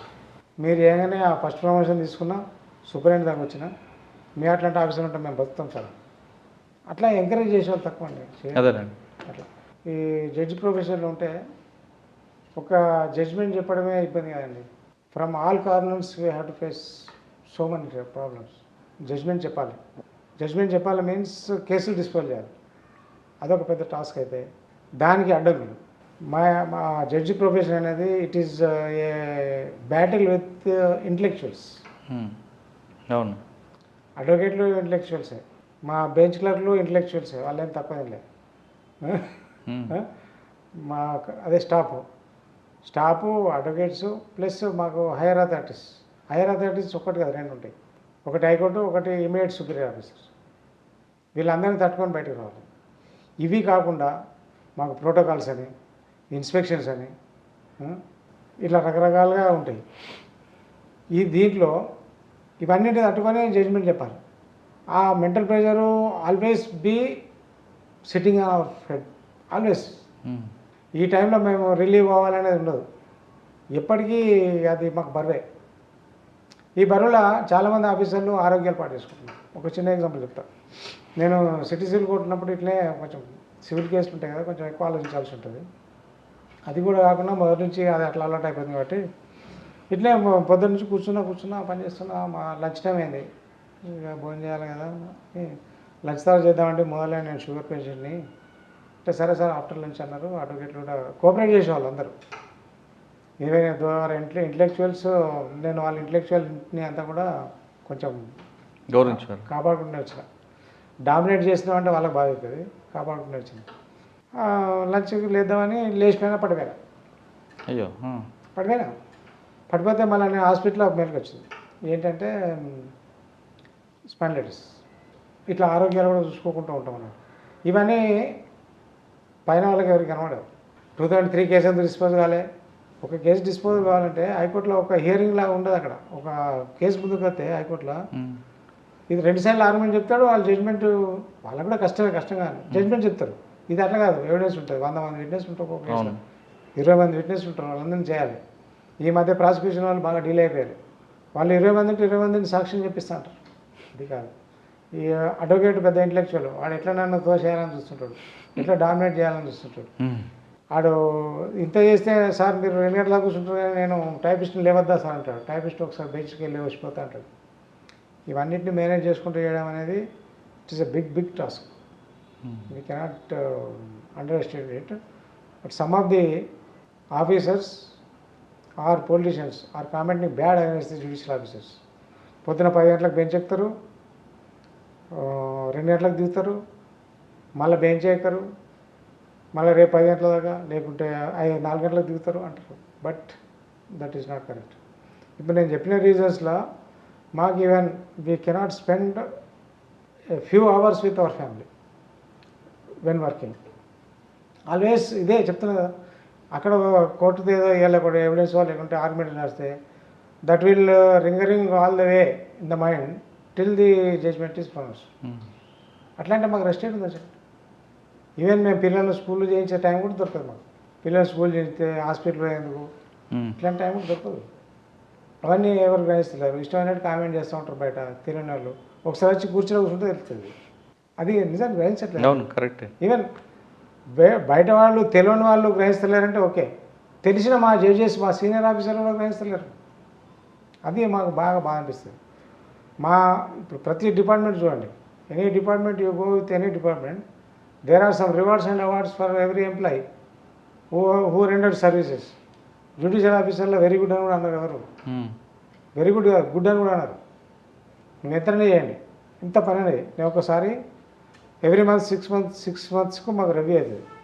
6 months 1 year రివ్యూలో నేను 600 కేసెస్ డిస్పోజ్ చేసిన. మా డిస్ట్రిక్ట్ జడ్జి వచ్చి 600 కేసెస్ డిస్పోజ్ చేశాను అన్నాడు. రోజు 2 కూడా చేయాలి అంటే, సార్ ఇట్లా సార్ 1 yearకు 365 రోజులు కాదు సార్ మన వర్కింగ్ డేస్, మనకు 300 ఉండవు. నేను అప్పటికి 300 ఇంటూ 600 చేసిన, రోజు 2 కేసులు చొప్పున డిస్పోజ్ చేసిన. లేదా ఇంకా చేయాలి, అట్లా ఉంటుంది. అంతేగాని యూఆర్ వెరీ గుడ్ డిస్పోజ్ చేసిన అనే మాట అస్సలు ఎవరికి రాదు. ఎంతసేపు నిన్ను ఎట్లా తిట్టాలి అని ఆలోచిస్తారు కానీ ఎట్లా మెచ్చుకోవాలని ఆలోచిస్తారు మా జ్యుడిషియల్లో. ఆల్వేస్ నువ్వు ఇప్పటికీ సిస్టమ్ అదే ఉంది, దాంట్లో ఏం మారలే. వీన్ని ఎలా తిట్టాలి, ఈ జ్యుడిషియల్ ఆఫీసర్ను ఎలా ఎక్కడ తప్పు దొరుకుతాయని చూసి ఏ తప్పు దొరకకుంటే మాట్లాడతలేవు అంటారు. వింటున్నాం. ఎందుకంటే అలా అంత కక్ష ఎందుకు? ఎందుకంటే మాత్రం బాగా పని చేయించాలని, అలా కూడా బ్యాడ్ ఇంటెన్షన్ ఏమి ఉండదు, బాగా పని చేయించాలని. కానీ వాళ్ళకి అది అర్థమవుతలేదు. ఏంటంటే కొంచెం ప్రోత్సాహం ఉంటే, కొంచెం ఇన్స్పిరేషన్ ఉంటే ఇంకొంచెం ఎక్కువ పని చేస్తారని తెలుస్తలే, తెలియట్లే. పనికిరాని రూల్స్ అని పెడతారండి. నాకు ఒక ఇంక్రిమెంట్ రావాలి, రిటైర్ అయ్యి ఇప్పుడు 5 years అయింది. ఇది 5 years ఒకసారి మాకు యాక్సిలరేట్ ప్రమోషన్ అంటారు కదా, ఆ ఒక ఇంక్రిమెంట్ నాకు రాలే. ఎందుకంటే నా రికార్డు దొరుకుతలేట. ఇక చూడండి ఏం చెప్పండి, ఇట్లాంటివి చెప్పుకోవడానికి లేదు. మేము పోయి అడిగినాం అనుకో, దొరికినప్పుడు పెడతాం పంట. ఇప్పుడు నాకు ఒక ఇంక్రిమెంట్ అంటే ఎంత చెప్పండి, నాకు అది 2015లో రావాలి, 23 ఇప్పుడు 23 వచ్చింది. రికార్డు దొరుకుతలే అంటే ఏం చెప్పాలి నేను? వాళ్ళు ఏమని అడిగారంటే అడిగితే ఇన్సబార్డినేషన్ అంటారు. ఇన్సబార్డినేషన్ అంటారు. క్వశ్చన్ చేద్దాం. లా ప్రొఫెషన్ రండి, వచ్చిన వాళ్ళు బై ఛాన్స్ కాకుండా బై చాయిస్ రమ్మని అంటున్నారు రవీంద్ర గారు. ఇక్కడికి వచ్చిన తర్వాత నీతి నిజాయితీగా సర్వీస్ మోటోలో పనిచేస్తే ఖచ్చితంగా మీ దగ్గరకు వచ్చే క్లయింట్స్ అందరూ కూడా మేము గుర్తుపెట్టుకుంటారంటే చెప్తున్నారు. కానీ ఈ ప్రొఫెషన్లోకి వచ్చిన వాళ్ళు డబ్బే జయంగా వస్తే మాత్రం ఈ ప్రొఫెషన్ కరెక్ట్ కాదంటూ అని చెప్తున్నారు. ఇది ఈ వారం రవీంద్ర గారితో ఎక్స్క్లూజివ్ ఇంటర్వ్యూ. వచ్చే వారం మరో గెస్ట్తో మళ్ళీ కలుద్దాం. అంతవరకు నమస్తే. Thank you sir. Thank you.